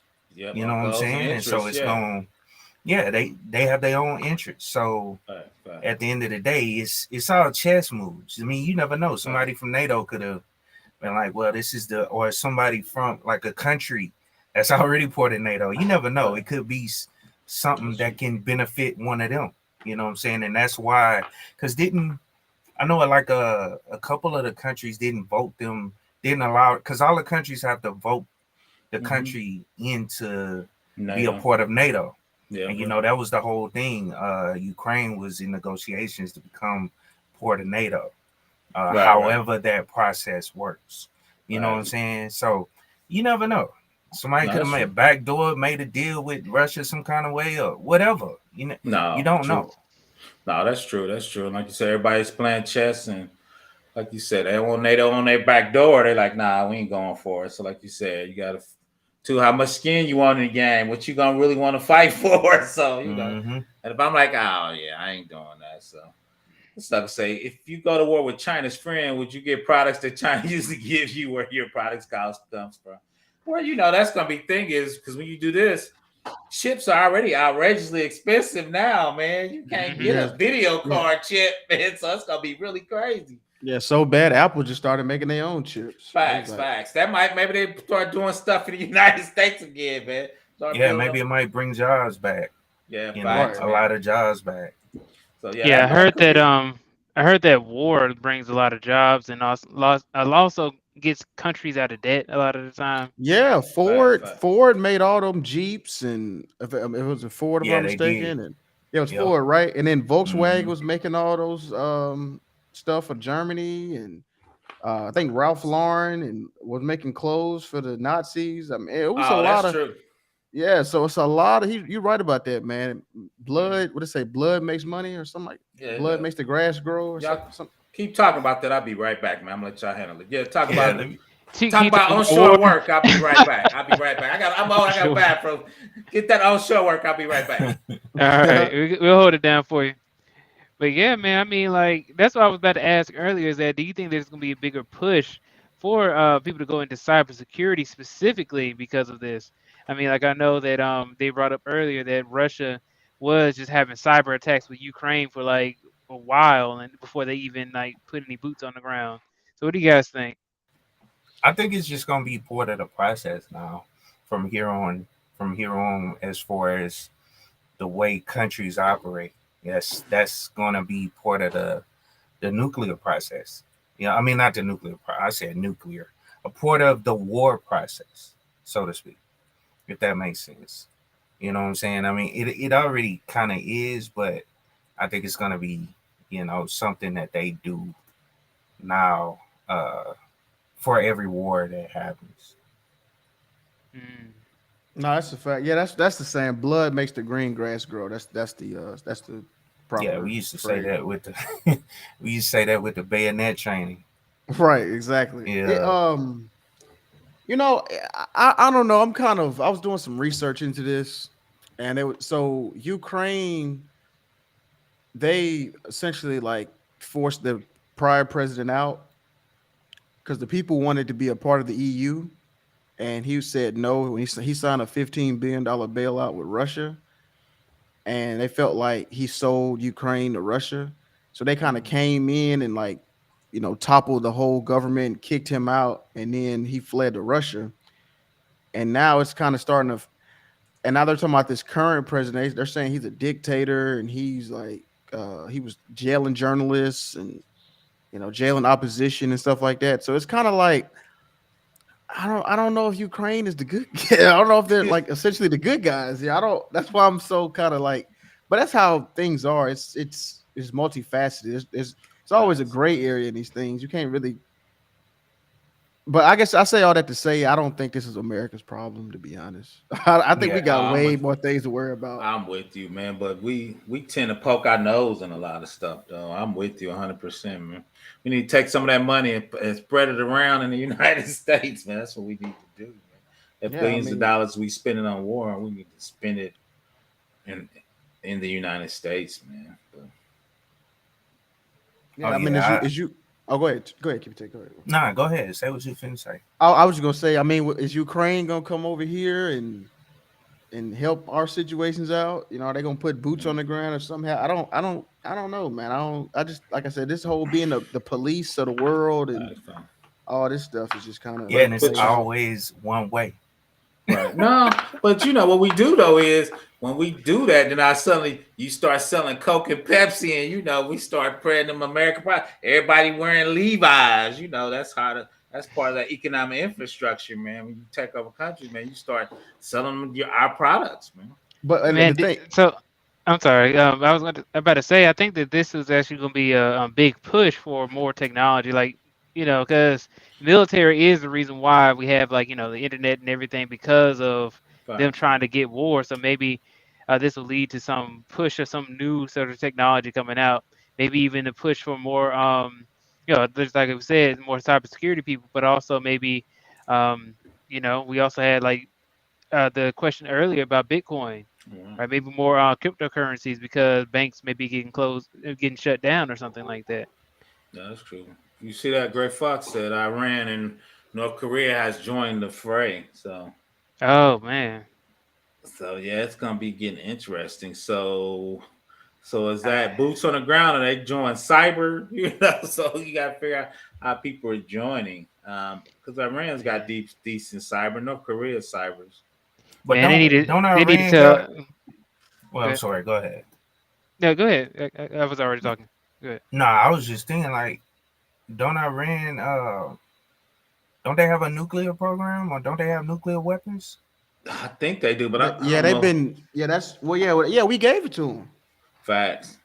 Nah, I don't think so. Right? Because we tried to. That's what the whole Stuxnet thing was about. We cracked Um, them, yeah. Yeah, they then were we trying sell to it. slow down. We were trying to by proxy of uh what's the other? It's another country over there that Israel. deployed it. Yeah, Israel. They deployed Yeah. it. You know what I'm saying? But Stuxnet was to slow down their nuclear Right. progress or whatever they was trying to do with either Right. weapons or nuclear. We was basically trying to stop them from enriching the Right. uranium to Yeah. make nuclear weapons or Mhm. whatever they was trying to use it for. Well, Yeah. it was under Reagan. They called it the Iran Contra Affair. It was initial plan was to have America's ally Israel ship weapons to Iran, thus Oh yeah. bypassing and exiting U.S. arms embargo against Iran. Yeah, but I think that was just ground missiles. I don't think that was nuclear though. Yeah, I that think wasn't Yeah, nuclear. man. It that wasn't was Yeah, man. nuclear. nuclear. They had that in American Dad, so that's how I know what you're talking about. But Okay, Yeah. okay. So it wasn't Yeah. because I remember reading that they said Yeah. America jump started Iran's nuclear program. I remember reading that like Well, this was in the 2000s Hmm. when Stuxnet, early 2000s when Stuxnet happened. Yeah. And that's and I wish Gabe was here because he could speak to it more because I know he was on the ground, boots on ground when it came to that. You know what I'm saying? That's how he got mhm. into doing cybersecurity for a nuclear, plan or Right. whatever he was doing at the time. Yeah. Yeah. Yeah. Real quick, yeah, what it was that's is a great question. like he said is Stuxnet. It was a malware that us and Israel created to go into their nuclear power plant, spin their spindles, and crack them. Because how you do nuclear wars, you get excess material, then you make a nuclear bomb. So we actually cracked their centrifuge with the first malware. Then that's what got Iran getting into cyber attacks, and we started it off. So everybody, that was the first thing that kicked off the first really cyber attack from a nation state was Yeah. us attacking Iran. Yep. And check it out if you want to, Lou. But they do have I don't know if it's still on there. I haven't watched it Oh in a yeah, long time, but they have a documentary it's on excellent. Stuxnet on Mhm. Amazon. I mean, not Netflix. Facts, and it's great. It's Yeah, super good. it's It's very super good detailed. Yeah, I'm gonna because check. I'm gonna that check. Oh, yeah yeah, I'm gonna check it out. yeah because they actually got government ex official snitching. So they were Hmm. snitching. So You yeah, know they what were the name talking of it about. is? Well, I have to look it up. I'll look it up Okay. real quick. Yeah. So Okay, that's yeah, I was gonna say too. I mean, you know how I'm saying that this doesn't really affect us, but that World War I. They said that 95% of Americans had no idea who Archduke Ferdinand was, facts, and like we went to facts. war. We went to World War I. So I'm like, I'm not trying to foreshadow that or anything, but I think this is one America should just kind of sit out. Or I mean, I guess let NATO handle it. I don't know. Well, we tried to Yeah, sit because out that's of actually. World Sorry. War II. No, go ahead, bro. Yeah, I was gonna say like it wasn't he the reason why they started the First World War or something like that. Archduke Ferdinand. Yeah, his assassination, Yeah, and nobody in America knew who he was, and yet we were still in World exactly. War One. Right, got into a war just because. But I think it's more so. There's more of a reason that because we need to get out of debt. I think that's more so. Yeah, yes, yeah. J.P. Morgan started the war. You could say, right? Facts. It's called 0 Days, and I think it was in 2016 when I looked it up. 0 Days. Days. Yep. Okay. Yeah. Yeah, I'm gonna check it Yeah, out. that's it. So yeah, that's good, man. So, but yeah, like you said, it's just I don't know. But two, as I worry, sometimes when you look at, especially on TV, war now looks like it's a video game, and they got tracer rounds and stuff. I'm like, man, that stuff is looking crazy. So I think we gotta make sure we take war serious. I think war's starting to look like a video game almost. Yeah, it really is. It's looking like, yeah, it's like war games now. It's like, Yeah. Think you playing Call of Duty in real life? No, man, it's on a whole nother level, man. Because not man. I should put it on the channel, man. It was the paratroopers, the Russian paratroopers. They were on TikTok before they invaded Ukraine. were they? Yeah, they were on the airplane like on TikTok before they invaded Man, Ukraine. I'm like, this man, is that's wild, crazy, man. man. And then they said that yeah, they said that the tender surge once Russia got in the Ukraine. They said the tender activity in Ukraine surged. Man. Yes, they all swiping right while they while they taking I get you now, man. My bad, I ain't hear you. I ain't yeah understand what you said. yeah, my bad. Yeah, they said the Russian soldiers up in Ukraine just swiping right everywhere. They just Yeah, it took me a while to get that too. I'm a little slow. I'm a little tired, but I got it. So it's a little bit, yeah, like you said, it's so. I think it's gonna be like us when we were going to war, man. Like we knocked off Saddam Hussein in what, a month. Keep it techie. I think that's how they're gonna do with Ukraine. They're gonna be in and out about 6 weeks, man. I don't think. Yeah, I I think it's not gonna last long. I mean, from what it looks like, they're gonna take, because they're going further than they did with Georgia. I think. Oh yeah. Because they basically got it surrounded. Oh, go ahead.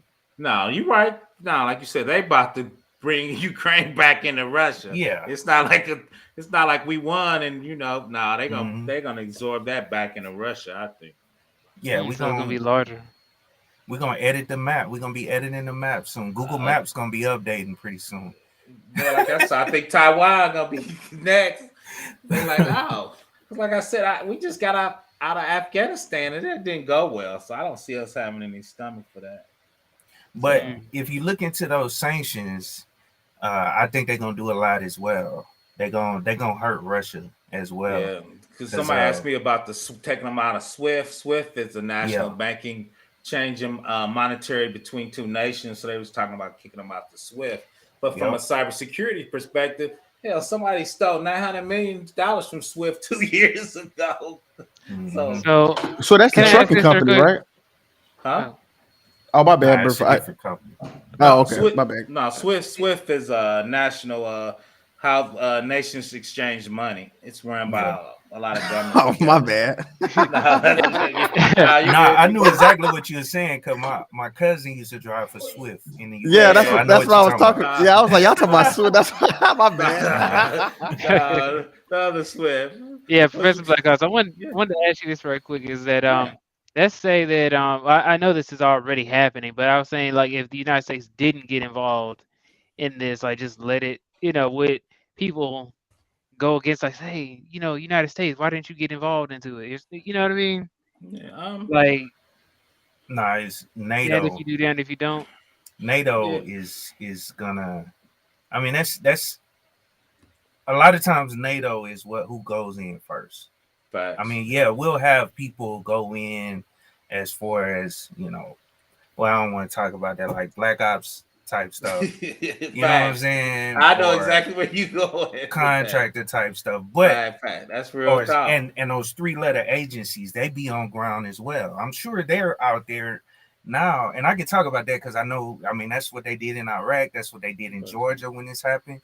They had people, you know, FBI, CIA, you know, in regular clothes. I mean, they already over there. They're already Facts. working, you know, operations over there. So I'm sure we got people on the ground in that city, and I mean in that country. So Facts. I mean, just think about it. I mean, all right, Jason Bourne, yeah, obviously he wasn't no fucking he wasn't that. I mean, that's fake. All the stuff he was doing was fake. You know what I'm saying? I mean, there are people probably out there that could do some of that stuff, but Yeah. I mean, some of it is reality, rooted in reality as well. Facts. Yeah, We do like you have said, we got plants and spies and spies, all that stuff. Yeah. Mhm. So real quick to Gray Fox, that Apple Apple juice. This is analysis from North Korea cryptocurrency malware, and it just kind of breaks it down. It tells CISA, you know, that's kind of the cybersecurity infrastructure security agency, that they do those alerts and all that on all of those, and they kind of tell you what they're doing and what's about them and what agencies are looking at them. And two down here, the following malware analysis reports, they break them down by individual pieces of malware, right? So when you're talking about disassembling malware, systems and those guys, that's what they do for a living. Once again, I'm a blue team guy. I've been doing IT for 30 years. I've been doing cybersecurity for 15. So I read these reports. They're the experts. So then two is whatever malware tool or virus protection tool, we make sure that signature's in there to block that particular malware, right? So the wiper one we were talking about that rushes you on to actually break your disk drives, right? FireEye and all the big companies are getting that pattern in there. So if that malware came on there, would block us. So, but yeah, it's just no malware.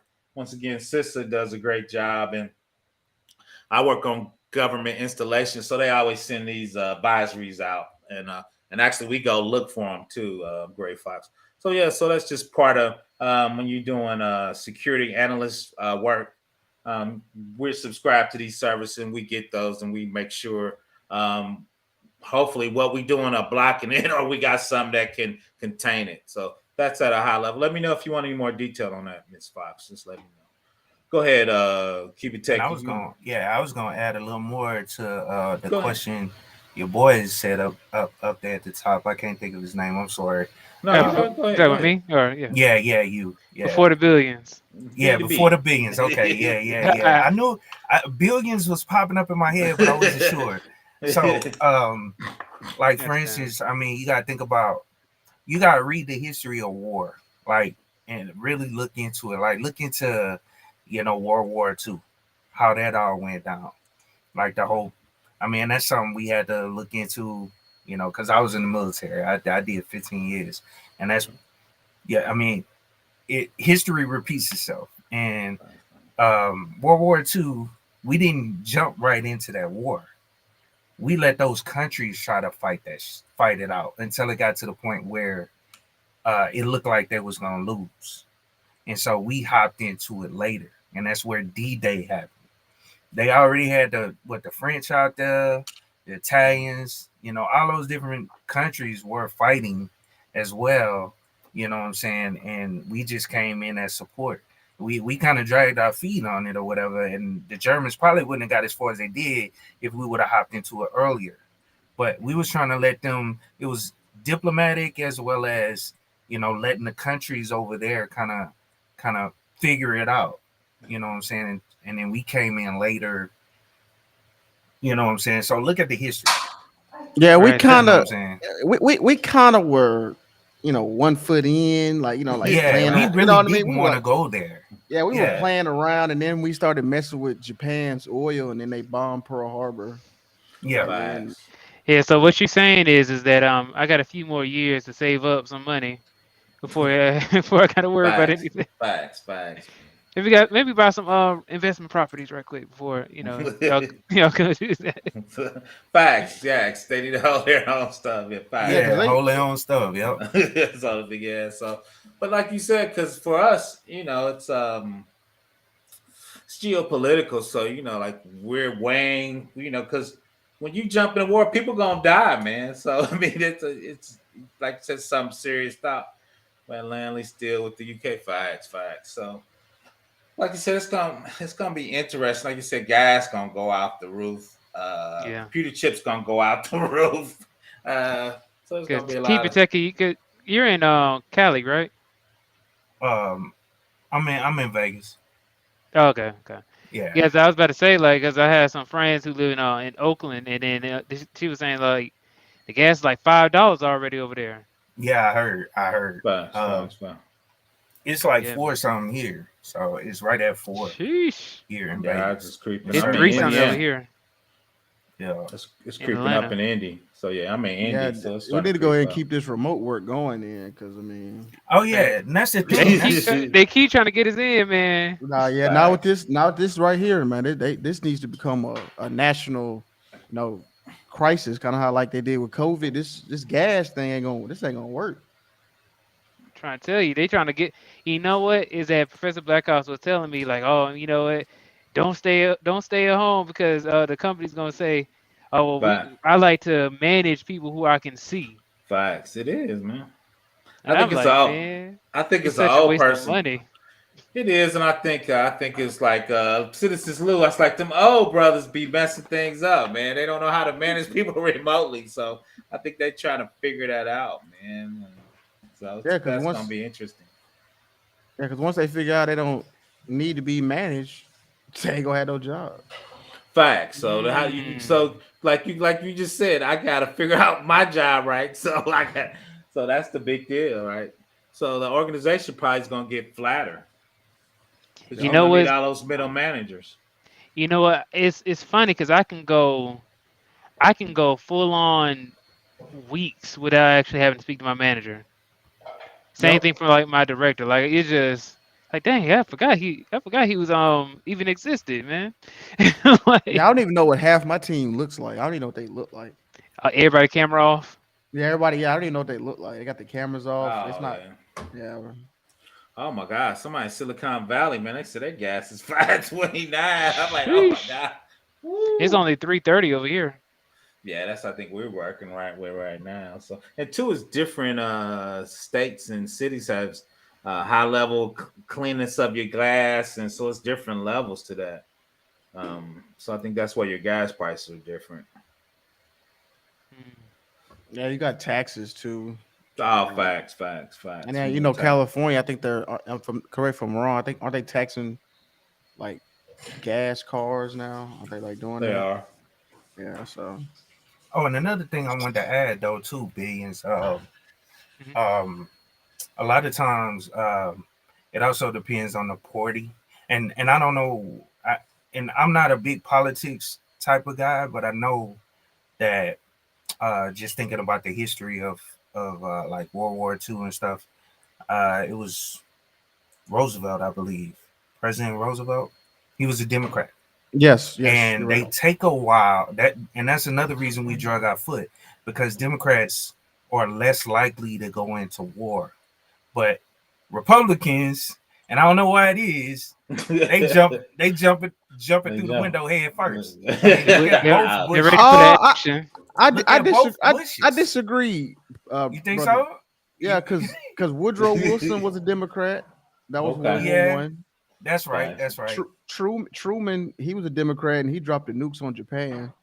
Yeah, yeah. Obama was a Democrat and he got the most kills Well, drone under strikes. But drone I'm strikes. saying though, we was already at war though because of the We ain't Bush. count drone strikes, Lou. Drone Now, strikes now, don't count, man. He had no well, choice but It's to do what cheating. he did because of yeah, yeah, man. because of Those we were already over there. He oh, was trying because facts. to go it on and end it. Yeah, man. Those are good because ones. now I was because I brought that up the other day. Keep it saying I was like, now it's Mhm. funny when Republicans are in office.